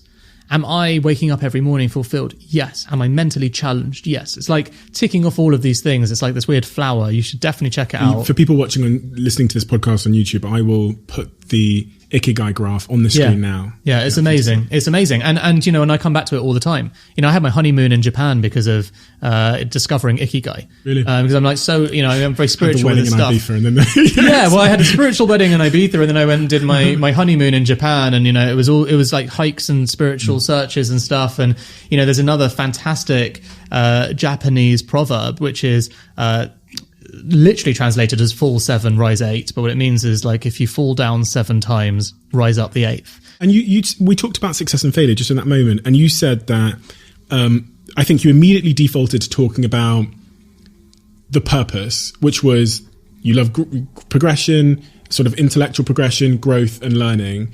And it almost seems to me that one of the ways to escape from the fear of failure, if you even think about what happened at Grabble, you described that as a failure. One of the ways to escape from ever failing again is by redefining what success is, redefining what failure is. And it sounds like you've almost redefined success now as growth and learning. And you won't fail at that even if the company goes down, right? So this is like, it's almost like you've developed a strategy somehow not to be able to fail again, because failure now isn't losing the company, it's losing your way, like you did with Grabble, and becoming someone you're not and being extrinsically motivated. And it's exactly that. And, you know, I think the opportunity that we all have as human beings to be creative is to certainly accept that things are not going to go on a straight path. But, you know, when confronted with these like horrible moments of like things like failure and everyone else thinking that you're a failure, that blow gets softened a lot when you get to reflect and think about what you learned. You know, really interesting experience that Joel and I did after failing was we went to business psychologists. We had a facilitated sessions over the course of a week with this was your fault, that was my fault, I take blame for this, I blame you for that, letting it all out, right? And then we spoke about, you know, we did personality tests and we looked at where our crossovers were, and we had, like, for the first time, a real clear view of strengths and weaknesses, gaps, and could map out some of the poor mistakes and decisions that we'd made that led to failure. And interestingly, like, you know, rehiring in Heights this time, the thing that we've had for the last year, before we had any employees, was a set of company values and hiring processes and all sorts of like interview tips and hiring docs based on our values. Before we hired our first person, we must have had them for 9 to 12 months because we were so certain of understanding who we are and what we stand for being the company values, and that those company values lead to hiring the right people with the right mindset, and that those people are the greatest leverage you could have as a founder to do less of the stuff yourself and enable brilliant people to take it forward. I think that's probably one of the most important things I've done in my life, was spending time on company values with a business partner by identifying gaps, weaknesses, and spending time hearing my failings from my best friend. What did he say? So much of what was true, that I demonstrated a lack of focus. I'd been overly honest, right? So I hadn't picked my moments. It's like, you know, I appreciate a very like transparent person, but do you know what I mean? It's like, you know, you don't have to like tell an investor to their face that you don't buy into the business that they've given you money for. Like, you could have a filter, things like that. You know, and this is the behavior. What was the most hurtful thing he said? I think the most hurtful thing that he said was that, he felt that I had not contributed 50-50, right? And that I had like an almost irresponsible attitude towards what I was trying to get out of the business compared to what he needed to get out of the business. And that was a really meaningful start for us to decide on the next business too, because what he meant by that was Joel is like a very intelligent person. So he is motivated by challenge. If something is hard to fix, right, then he'll find a way to fix it. That is like, he'll get up in the morning for that. I won't. I'm motivated by making an impact and feeling like I'm having a difference and telling a story and impacting people and them telling me that, that made them feel this way. That is like all emotion for me, right? He's pure like logic and challenge.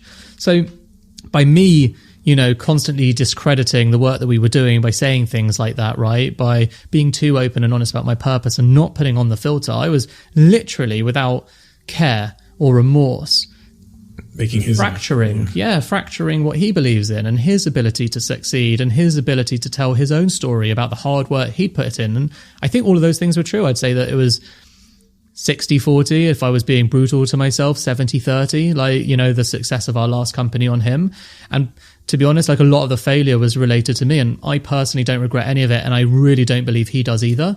But being able to say this stuff to each other with a let it all out, that then also gave me the confidence to say, like, Joel came up with like 2 or 3 business ideas before like Heights, and we were like figuring out what we want to do. Well, I was just like, no, mate, I'm going to do the same thing again. I don't care about that thing. He's like, oh, yeah, but it's really exciting. I'm like, it's not to me, right? No one is going to have their health or mental health impacted. That I feel like that's my space. That's where I want to be. So really, really enabled us to just, look at my mistakes of the past and my character and say, if you want to work with me, that I'm going to have to work on something I feel purposeful about. Otherwise, it's a non-negotiable for me. Otherwise, we'll repeat history. And you've got another partner in your life, which is your wife. I do, yes. When did you get married? What age? 2 years ago I got married, 2.5 years ago. When did you meet her? Do you know this story at all? No, I don't. No, okay, fine. So technically speaking, I met her at 18 on the Koh San Road for one night, but I didn't sleep with her. In Thailand. Okay. In Bangkok. I didn't sleep with her, but I tried to chat her up and stuff, and it was a straight up no. Right. So she was best friends with my business partner, Joel's best mate. Cousin, sorry. So anyway, the point being, that's how we met her originally. And I'd sent some very awkward Facebook wall messages when that was a thing, trying to chat her over the years. It was always a no. And then at 30 or 31, on my birthday, Joel basically reintroduced us. And I was like, I'm having a party. Why don't you just come, etc. And she's older than me, right? She's 2 years older than me. So I was a bit like, you're 32, I'm 30. You're a bit too old to pick right now. Your mates are married. I literally gave her all the banter. I was like, your mates are married. You're running out of options. I'm still available. Let's do it. You're not going to do any better than this. Yeah, she found it hilarious. Anyway, she did come join me at drinks, and the rest is history. And actually, our relationship's been super interesting because we spent the first year not monogamous. We spent the first year openly. So we spent the first year openly communicating that we'll sleep with other people, but they were all more like one night stands. Whereas we were coming back to each other, which was interesting because she's just hilarious, really good fun, really funny. And so I enjoy hanging out with her, but I was very clear, you're not my girlfriend. And she was like, yeah, great, I'm not your boyfriend. No problem. I did that for a whole year. Why were you saying that? Why were you not committing? Because I loads of reasons. One is I'd come out of a horrible relationship the last time where I wasn't treated particularly nicely, and I just didn't make me want to get married for sure. And I told my mum and her that I wouldn't get married, incidentally. So I was like, I don't believe in marriage, and I don't really believe in monogamy. And those are my beliefs. I told you about this book, Sex at Dawn. Highly recommend you read it. So I'd been telling myself the story that this wasn't going to happen for me. So you were rejecting her kind of in a way and protecting thyself. Absolutely. And I think that was mutual for whatever reason for a year. And actually, after a year, we had that awkward conversation. I almost where she actually, said what are we going to do? This is getting a bit silly now. I'm getting on. I'm 75 now. I need to get married. And so I said, I almost said no. There and then I said, let me sleep on it. And I was about to say no, but then all my friends were basically she's literally wicked. Why on earth would you do that to yourself? What have you got to lose? And from that point of saying yes and being in a relationship with her, I proposed to her like 6 months later, and we got married a year later. So it was actually a really short relationship from meeting to marriage. You met her when you're 33 now. Yeah. You met her at 30. Yeah. So you proposed when you were 31? Yep. And okay, so you've been together for 2 years now. Yeah.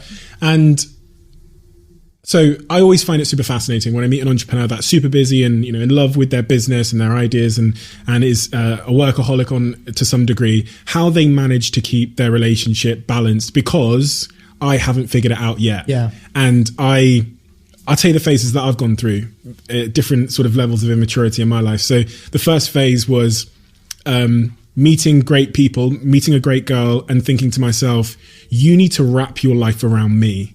I'm not going to change a thing about myself. I'm the most important thing in the world. The world revolves around me. You're welcome to join the orbit, but I'm not going to change at all. Didn't go well, unsurprisingly. And then trying to find a little bit of compromise somewhere in me, but still being ruthlessly apologetic. Didn't go well. And now I'm at a place where I'm currently single, completely single, and I need the answers. I don't want to be one of these fucking asshole narcissists that I just read about one in the newspaper. I won't say any names, Martin Sorrell. And what I read about people, I think it was his ex-wife that described him, was very, very similar to the behavior that I'm exhibiting, which is this kind of self-centeredness that excludes everybody, but ultimately will run the risk of actually being self-harm when I make myself lonely and miserable, because I didn't appreciate the value of a relationship. So I want you to help me with the answer. Well, let me tell you, I told myself the narrative that being in a relationship, I don't have time to be in a relationship, right? That's my narrative. Being married and all of these things will close opportunities down to me and my life will be worse for it. And that's fine. Those are stories. And like everything, we convince ourselves of all sorts of stories. And I do believe in, finding not just the one, but ones. I really don't believe that there's one person for you in the world. I believe there's many. And I think having a spiritual connection with others and, for some people, like a sexual connection with multiple partners, I think that this stuff is totally acceptable, A. B, completely biologically, scientifically more normal for us than monogamy, which is essentially because of Christianity in the world. Mm-hmm. And frankly, even though that's not what I do with my wife, currently we've had conversations about, in 5 years or in 10 years, right? If we weren't sleeping together because we weren't finding ourselves sexually attractive or whatever at that point, would we consider having the conversation, opening up our relationship and stuff? Can I ask you that question? Huh? Can I ask you that question? Yeah, I'm answering it almost now, which is yes, we would. We would do that. And would you be comfortable with her sleeping with other men? That's a very different question because right now, no. Future me, maybe. Logically, if I took emotion out of it, absolutely. Because if I didn't want to, at that point, sleep with my wife, it would not be fair to deprive her of sex because of how I was feeling. And so I think having a maturity towards your relationships and to all relationships is so important. And a lot of, what really upsets me, so many people get divorced. One of the most common reasons people get divorced is because they cheat. And you can avoid that by having a conversation like, I still love you. And I still think everything I always did think about you. But for whatever reason, the sexual attraction has gone. And either we are going to work on that together or we should explore other options. And like everything in life, Steve, the most uncomfortable conversations are the ones you need to have. So I think a really smart way, and I would say this because, I'm doing it, but I think a smart way to approach your relationship is like you approach your business. So you set out a vision for your relationship and you say, this is what we want to be and where we want to be in 50 years. What does that look like? Recently I did this with my wife. We were in Portugal. We were with some friends. I was working in Portugal for a month during lockdown. We were staying in like a villa with some friends, and like we'd kind of been okay in lockdown, but like now she was around other people, she was being acerbic, snappy, like kind of bitchy. We were just getting on each other's nerves. And I went for like a long walk on the coast with her, and I was just like, where's this coming from? Like 5 whys, right? Why are you doing that? Why are you doing that? But why are you doing that, right? We got to the crux of the issue. These are the things that I'm annoying about and what I do that irritate her. And obviously like these are things you do. And I was like, okay, let's take a break from like right now, the things that are annoying us about each other. Let's flip the script. In 50 years, what are the things that we're going to be saying, doing and believing about why we love each other? What does that look like? So like literally let's imagine in the future how we are and work back from there. So objective, right? A long, happy and fulfilling marriage. So, you might be familiar with OKRs, so objectives and key results. We implement them at Heights as a startup, but also Melissa, she's the director of operations for Europe, Middle East and Africa for Vice, and she put OKRs into Vice. So we're both fan of the system, right? And the system is literally, this is the objective you're trying to get to. These are some measurable key results that would have to happen for us to achieve the objective. So we decided to try and apply this framework to our marriage, right? What is the objective? A long, sustainable, happy and fulfilling marriage. What are the key results that get us there? Well, we broke them down into mind, body and soul, right? And from there, you get to cascade down these key results, right? So they start to say a little bit like, okay, so mind. For me, meditation is really important. For her, she doesn't really want to do it, but like from a compromise point of view, because she knows that I believe in it and stuff, she'll do it with me. Similarly, from a mind point of view, she wants to be heard, right? So how about, we will ask each other how our days are, but systematically as a habit, right? We'll build it as a habit. Another one was, we'll teach each other something new every day. So we're always growing. These kinds of things literally became a habit tracker list that we fill in our journal every single night. Did I teach Melissa something new today? Did I ask her how her day was? Did we have sex? Were we intimate, right? Were we cuddling and, spending time? Did I have personal space? Because really important to have space away from your partner. These literally become habit trackers that if you think about it really methodically, did we exercise for 30 minutes a day? These things, if you do them, the compound gains of the results you get in a marriage. If we're literally doing these things together, if I'm asking her how her day is and I'm listening, if I'm spending time like learning something new to teach her because I want to, and she'll reciprocate the same, it will literally create these moments where we're not in our work and we're not doing other things. We're doing this with each other. And they don't have to take very long, but they are like things that we've taken personal responsibility for to achieve. Some people, a certain type of person will listen to that and they'll think to themselves, How robotic. Yeah. And, I had the same conversation with Nir Ayal, who came on this podcast. Yeah. And he's the king of this stuff, right? Yeah. And he talked about how he literally schedules time to be with his wife and to, to see the kids and to play with the kids. And a certain type of person listening will think, well, that takes the specialness and the magic and the spontaneity out of just like living and being, free to go in whatever direction. And it also, when you listen to that, you start to think about how us as humans have but this is potentially a thought, over organized and over routine and really overthought every facet of our life. And one of the things that I have sometimes a bit of a visceral bad reaction to is like, and you would have heard about all this stuff, the 10 habits of highly successful entrepreneurs. You got to get out of bed, drink the green tea, do the yoga, write in your diary, do 10 star jumps, then call your mum and tell her you love her. And it gets to the point where... That is one of mine, to be fair. Really? Yeah. Call my mum every day. If you listen to all of this stuff, your day would literally be completely unconscious. It would be, what's the next thing in my list of how to be a good human? And so how do you kind of contend that rigidness with creating space for lack of rigidness and just fucking seeing where the wind takes you? It is a great question. In my experience so far, this particular bit of rigidness has created more space, not less space for me. Interesting. And the reason is because if you think about the opposite of this, right? So if you don't do some of this stuff, if you don't, there's so many examples that are like filling my head right now. So if I don't ask my wife how her day is regularly, if I don't exercise regularly, if I don't, meditate every day, this is me personally, right? Okay, what are the outcomes of that? My wife is not going to feel listened to. We might end up in an argument. Not how much time does the argument take up? How much mental energy after the argument's over is going to distract me from all the other things I could do that day, right? The things I wish I hadn't have said, like all of the things, right? Call that day a write-off, maybe a couple of days, right? That takes up loads of time. If I don't meditate every single day, I have a very loud mind. I'm much slower at making decisions in general, right? So it is actually taking up more time to not build that habit in for myself. If I don't go for my daily walk, personally, I'm not making time to read, listen, and learn. So therefore, my personal growth as a human being is slowing down, because I really believe that, the way that I can build a better life for myself is funneling wisdom into myself, choosing what I read and choosing who I listen to and choosing what I believe to an extent, right? Sure. I love reading counter views to stuff. Like, I'm a lefty. I follow loads of conservatives and right-wing Republicans because it's healthy for me, but I'm choosing to funnel stuff into my life. So again, by not doing that, I could be more aimless and more free, and I wouldn't necessarily be following the path to making better decisions as a human being, which also speeds things up.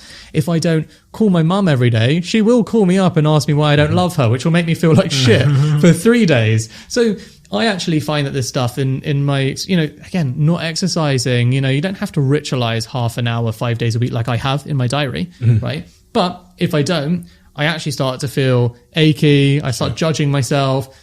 You think about these things, like actually they create time, they don't take away, in my experience. And that's exactly what Nia said, which is that, he's planning his time so that he has more time to do the things intentionally that he wants to do.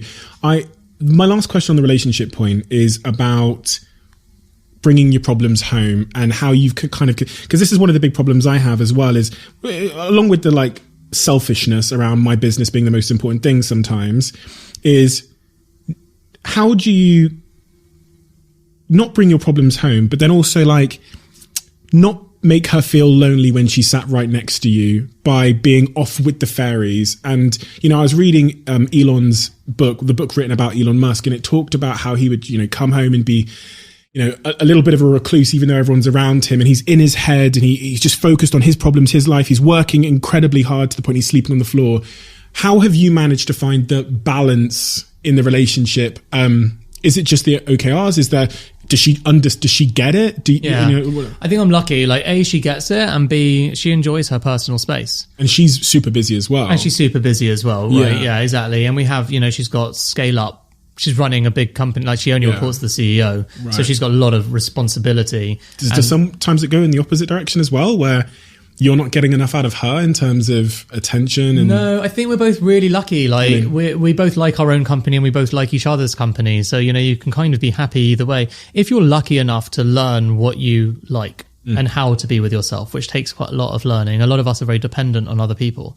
And if I was still completely dependent on my wife's attention and my wife, in general, then I might be like that. But I've come to learn, how to listen to myself, how to make time for myself, how to spend time enjoying being on my own as well. And I think that's a really important skill to learn, because otherwise I think that answer would be true. And I think, she's got the same, which is, I'll listen to podcasts about performance and habits and stuff, and she'll listen to Case File on repeat. Oh my God, is she a Case File fan? Oh mate, if I hear that Australian prick's accent one more time. Oh my God, I've listened to every episode. There's a UK one called They Walk Amongst Us. I'm obsessed with true crime. Yeah, so is she. About. Yeah. So obsessed. Well, listen, it doesn't work out. Yeah, exactly. Yeah, she makes me watch true crime stuff on Netflix and it freaks me out, right? I have this really bad habit because I can't sleep without listening to something. Yeah. So it'll be 2 a.m. in the morning, just got in bed with my partner or whoever I'm with, and I'll say, do you mind if I just put on a murder podcast? Yeah, that's about a serial rapist. Yeah, I know. And then every single, I keep asking the question, but the answer is always the same. Steve, babe, it's 2 a.m. I don't want to listen to a story about a serial rapist right now while I'm closing my eyes in the dark. So I get my phone or my AirPod and I put it in one ear where they can't hear it, and that's how I fall asleep. Yeah, so she's exactly the same. We actually.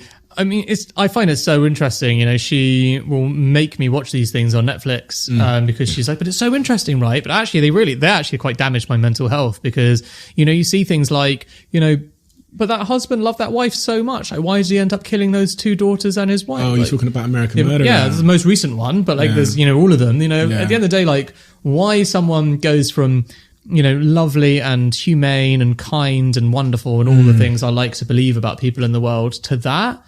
terrifies me. Really? So Yeah. it has, and this almost, what you've just said then sent my mind back to the start of this conversation about religion and belief and purpose and where, before when I was holding they're on to usually faith religious, even more terrifyingly. Yeah. But the reason I find it so fascinating is because it gets to the truth in human beings, which is something that I know we're both deeply interested in, which is like finding the true nature of humans. And in the example you've talked about there in American Murderer, that by the way, because I'm such a nut, I'd read that story. Yeah. I'd watched documentaries on it 3, 4, 5 years ago. Yeah. So seeing on Netflix and their depiction of it was fascinating. But there you have just the perfect example of how, unboxable and unpredictable human nature can be when forces like infidelity and love and because that was a normal person. The fact that a normal person can go from being this lovely dad who was quite placid to smothering his own children and an affair teaches you something valuable about the nature of being human.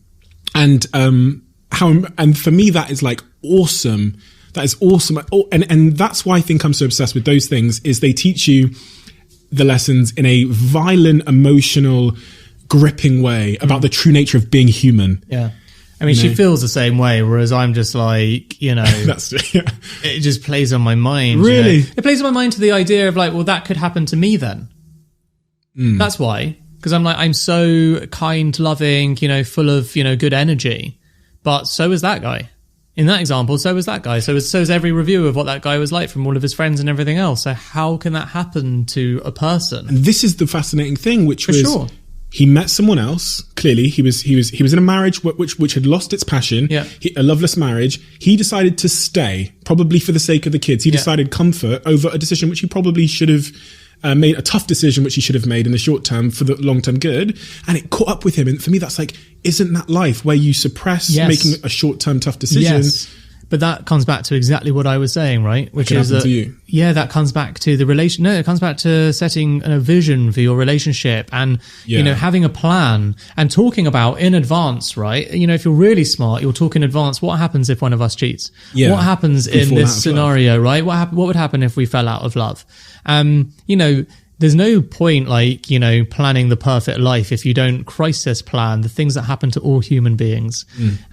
If you've got a great relationship with your partner, I think it's so valuable to treat it like you would your business, which is scenario planning, spending some time talking about what would we do in this kind of crisis and how would we behave? Because by doing that with my wife, we've got permission to bring up that horrible conversation, right? Like in theory, that would never happen to me, because if I wanted to cheat on her, I'd have the conversation with her, and I've got permission to have that conversation because we've talked about it. I thought you meant the I want to murder you tonight conversation. No, I probably wouldn't tell her. In fairness, it'd be a nice surprise. But you know what I mean? As in there's permission in our relationship to address the difficult things.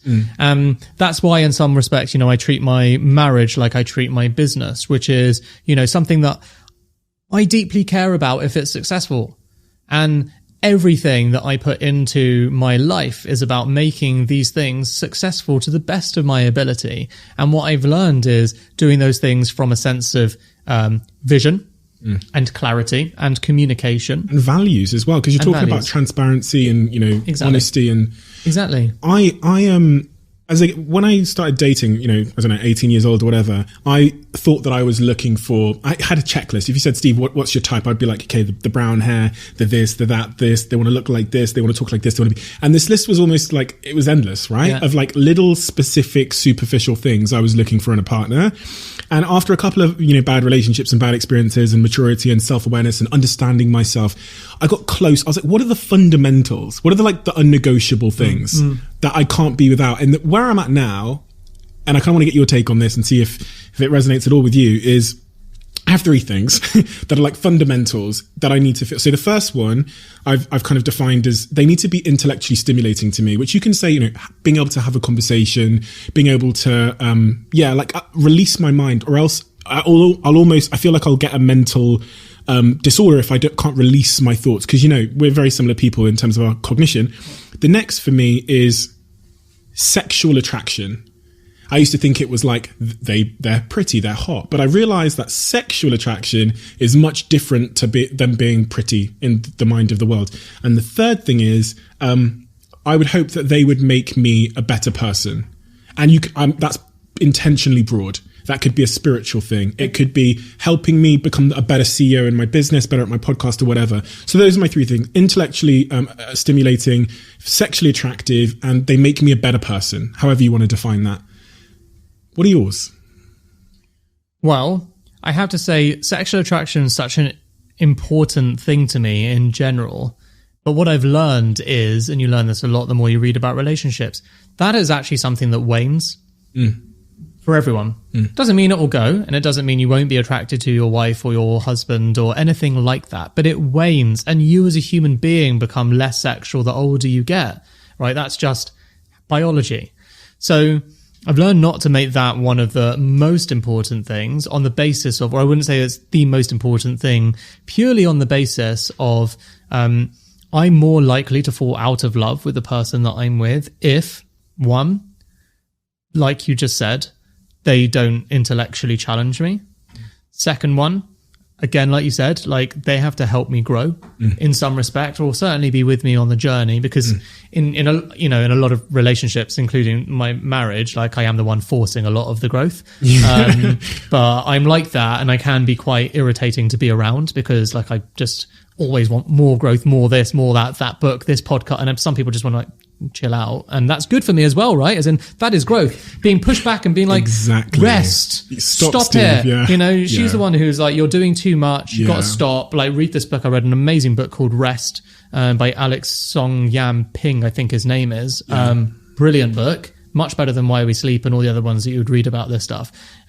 Really, really helped me grow by realizing recharging is such a humongous part actually what of I meant. work. With that third point, and when I think about it, it was one person I was with that would stop me working, and she would make me realize the value of everything else but work. So she'd be like, "Let's go to this garden," which is something Steve would never usually choose to do. But when she took me, my life was better. And so I think when people think growth, they think, oh, like clapping at the back when you're I'm like, no, take me out of my world and show me something else that'll add value to my life that I wouldn't ordinarily have pursued. Right, and how much more productive you are as a person as well when you've got space and time and you've had thoughts. There's a reason why short thoughts come to us in the shower or on walks, right? It's because you're literally, scientifically speaking, your default mode network, your DMN in your brain is being activated by that moment of rest.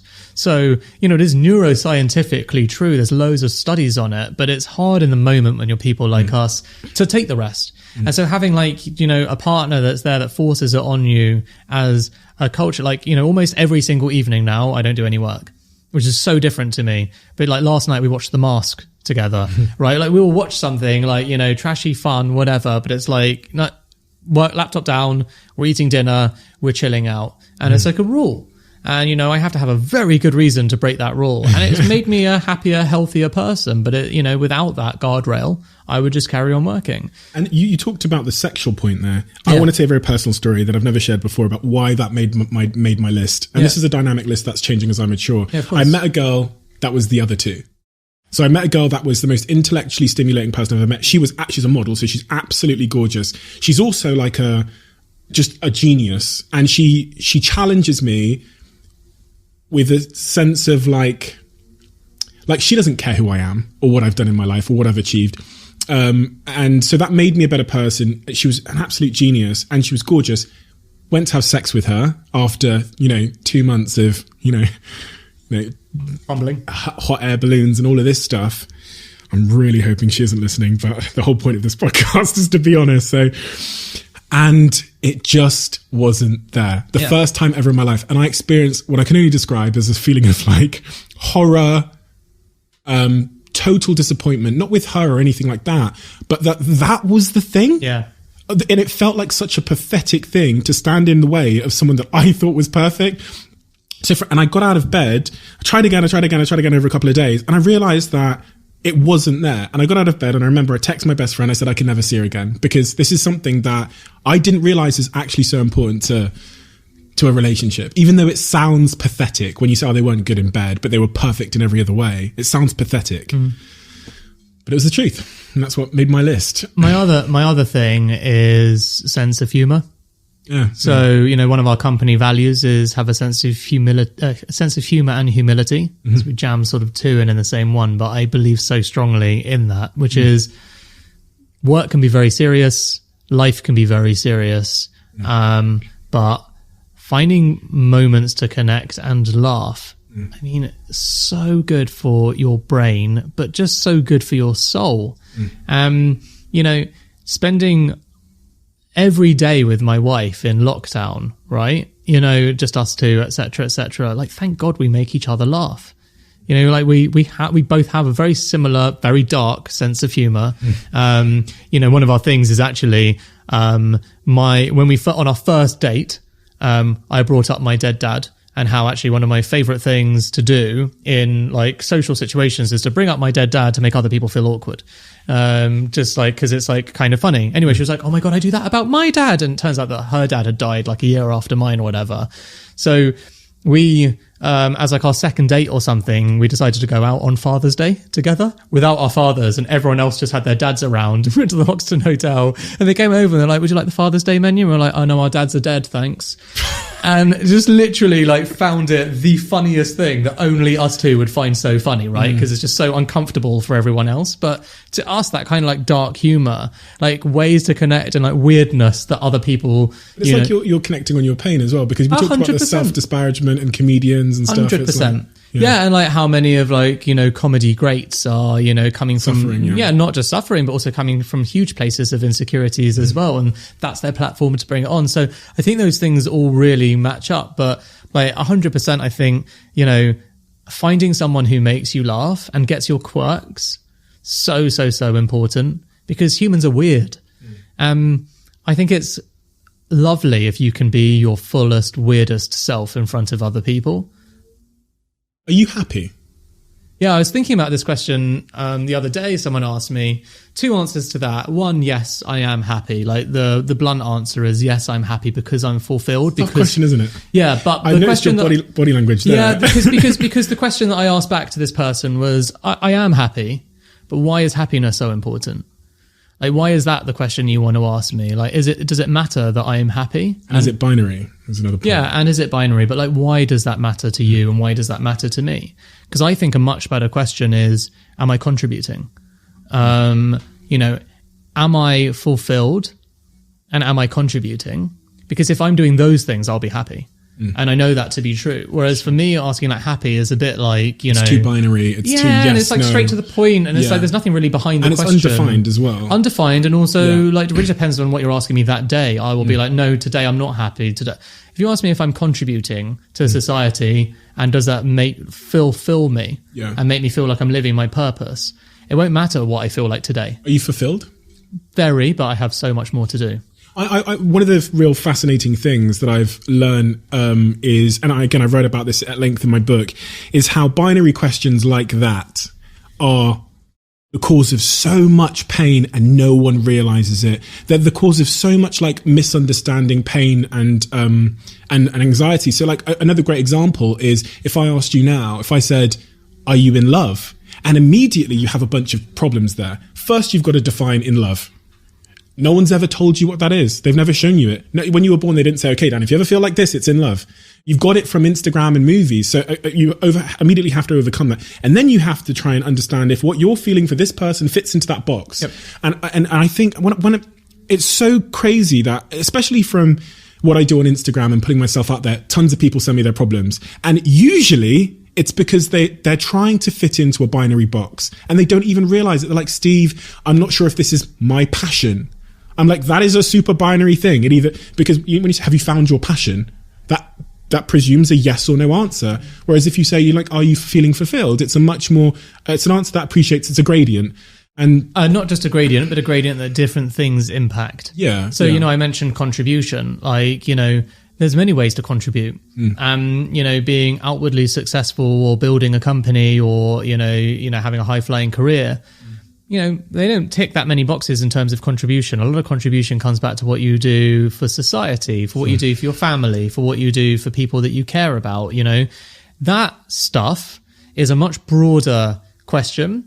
It's like a cup that's never full, right? So it's nice because it's got different levels and you kind of know deep down if you feel like you're living your purpose and contributing to the level that would make you proud. And you also know when you're not, which is great because, again, it's not bad that you're not. It's just like, well, I could actually improve some stuff by giving it some focus. And I think that's why you've got to continue to like question the question as much as you try and answer the question sometimes.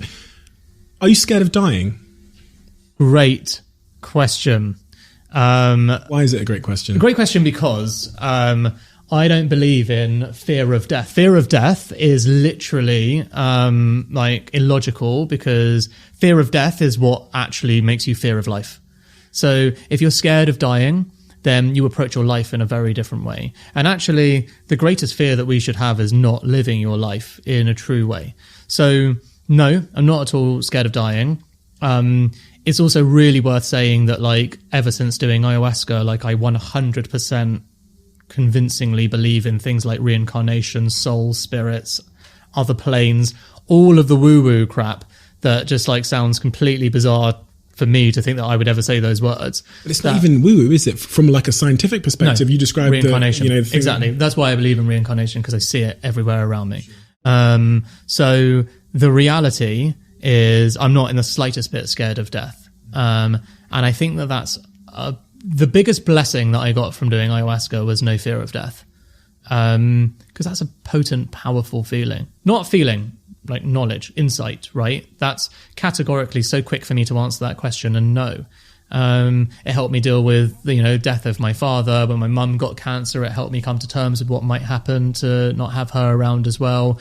This is life. People die. So you have to approach it, right? You can't pretend that isn't going to happen. It's the only thing that's guaranteed. So having a philosophical understanding of what that means to you and then how that impacts your life or maybe holds you back is a terrible thing. So it's usually a fear of death that essentially limits our life, in my view. I feel the exact same. And the experience I described to you where I lost my faith in Christianity at 18 was also the exact moment where I... because up until that point, I'd believed that there's a heaven and a hell. And that was a fucking terrifying thing. So for the next 2 years, I went on this search of what the answers were, got obsessed with reading about atheist books. And it was actually Richard Dawkins that said, you should really fall in love with the beauty of the world and like the true nature of nature. And he talks about being able to go into a church and crying, even as an atheist, because of the beauty and the wonder. But also on the point of death, one of the things he said was, a lot of people are scared of death because it's the unknown. And when you're religious, you think it's, I'm going to burn or I'm going to be in this place with all these good people that sound kind of boring. But when I got to the point where I was agnostic or atheist or whatever you want to call it, he said, like, how did you feel 100 years ago? I didn't feel anything. Yeah. Were you scared? Were you fearful? No, because I wasn't here. And he said, that's how you'll feel then. And then when I lost this idea that I would burn or go to this other place and be judged in some way, it all became about now. And it was, as you described, it was this liberating feeling of then, okay, well, this is it. If this is it, then I everything is so much more special. This isn't an audition. This is the fucking show. Yeah. And my life completely changed. And I completely agree. I asked the question, which is a strange thing to ask in like I don't know what you even want to call this, a business podcast, because it's so fundamental to me. And because I think the fear of death is so deeply illogical. And as you say, imprisoning, it's like, so listen, we could talk for hours and hours and hours. What an amazing conversation. I've loved it. I'm so thankful for you for coming on and sharing your insights. It's interesting because the Dan that didn't want to do personal branding was like, well, I have a direct-to-consumer product and what's my personal brand fit in that? But the most convincing sales pitch for this product was, in fact, when you talked about you. It's not when you know what I mean? Yeah. And I think that, of course, like you're talking about the struggles you've had and the agenda and motivations that went into creating your product is the most convincing thing. Yeah. And that's, again, why your personal brand and you building it and even why us having this conversation is so incredibly important. I always finish this podcast by asking one question, which I'm sure you've had before, which is about the dinner party. We're at a nice table now. Just imagine there was 2 other seats at this table. Who would you bring to the table and why? Your arms crossed again. Yeah, sorry, I'm just getting into the serious mode, like thinking about this. Okay. So I think to be honest, I'd want like an ancient philosopher. Like I'd love it'd just be so cool. Like Marcus Aurelius, I would say. One big fan of meditations, Stoic philosophy. I read Meditations After my first business failed, someone bought it for me, and I read it again every year. It takes like an hour to read, and it's just such a great reminder of, yes, the world is tough, and yes, the world is shit, but everything is what you make of it. And really, the world you're living in is it all exists inside your own mind. And once you understand that, you can control a lot of how you feel. Yeah. So Marcus Aurelius would be one. And I would say the second, this is pathetic, and I'm sorry, but, Dennis Bergkamp is my all-time hero. So I'm a gooner. Oh. And, the man was a magician and so classy and such a authentic and great leader in so many ways, and iconic. Fearful, though, I hear. Huh? Fearful. Oh, yeah. Oh, the opposite of Jesus. He won't fly, but he does walk on water. So, yeah. Crazy when I heard that he refused to fly. Yeah, you're right. Yeah. Totally correct. Yeah, he's got a bunch of interesting anxieties. Yeah, so I could ask him about that. Maybe I'll get Marcus and... Well, exactly. And if I had a third, if you were being generous, to be honest with you... Four. You got two more. Four. Oh, all right. Okay, so yeah. Oprah. Yeah, why? Literally just think she's phenomenal. Yeah, it felt stupid asking why. Yeah, I mean, just in every way, right? As in, it's hard to pick a thing, but let's just say then, because of personal growth, media brand, understanding wealth and leveraging your wealth for good and storytelling. I mean, I could just go on, her list is just ridiculous. So 100% Oprah. I don't know. I feel like he wants the fourth seat. Literally sitting where he would be in the fourth seat. My French bulldog has just started sprinting around, attacking imaginary other French bulldog. Yeah, exactly. Sit, Pablo. And then I'd actually say my fourth would be Lewis Hamilton. Why?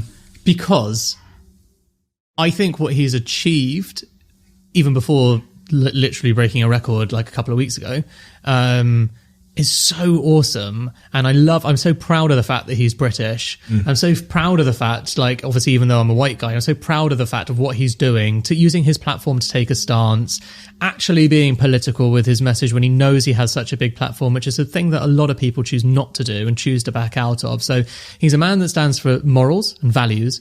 Secondly, he's vegan. So, I think it's interesting that he's on such a high performance, no fail attitude, but is as a plant-based person, clearly environmentally conscious, even if he's in F1, which is obviously debatable. But he's got these clearly deep-rooted values about how he wants the world to be. And he is manifesting and living them in being basically the greatest racing driver that's ever lived. That's what he will end up as, because he just beat Schumacher's record. And he seems like quite a nice bloke, just in general. I just when I see interviews of him, I just what a relatable guy this is. He doesn't seem like a knob superstar at all. So I would just love to, the reason for him is I just love to talk to him about mindset and focus. Because when you think about it, that is all you're doing in an F1 car. Yeah. That is in my opinion, the most focused you can be is driving Formula One. I don't think there is any other, I don't think anything tops that. So I would love to know how you achieve that kind of level of flow and focus, week in, week out. Nothing would be more interesting. So Marcus, Bergkamp, Oprah, and... sounds like a wicked dinner. Lewis Hamilton. Sounds amazing. Listen, thank you so much for your time today. It's a pleasure to consider you a friend, a mentor through the content you produce in your podcast, Secret Leaders, but also just an all-round good guy. And you have a way of being honest and open, which was not only perfect for this podcast, but is so tremendously valuable for people like me, for everybody listening. And I want to thank you for that as well, because it's not always the easiest thing to do. People default to massaging the ego or trying to get, press for being positive and untouchable and perfect. And I think you've taken a different route, which is serving a much needed positive service to the world. So thank you for that as well. And pleasure. Yeah, I'm sure you will pick up this conversation again soon. Thank you so much for listening to this episode of The Diary of a CEO. Listen, if you're on the podcast store or you're in Spotify or you're listening to it in some kind of app, do me a huge favor. Leave a review and hit the subscribe button. If you're watching this on YouTube right now, I need another favor. I need you to hit the like button. And if you would be so generous to leave a comment, one person that does this will be joining me in March at the Diary of a CEO live show in Manchester. And you'll be coming backstage and meeting me and the other members of our team. Thank you so much for listening, and I'll see you again next Monday.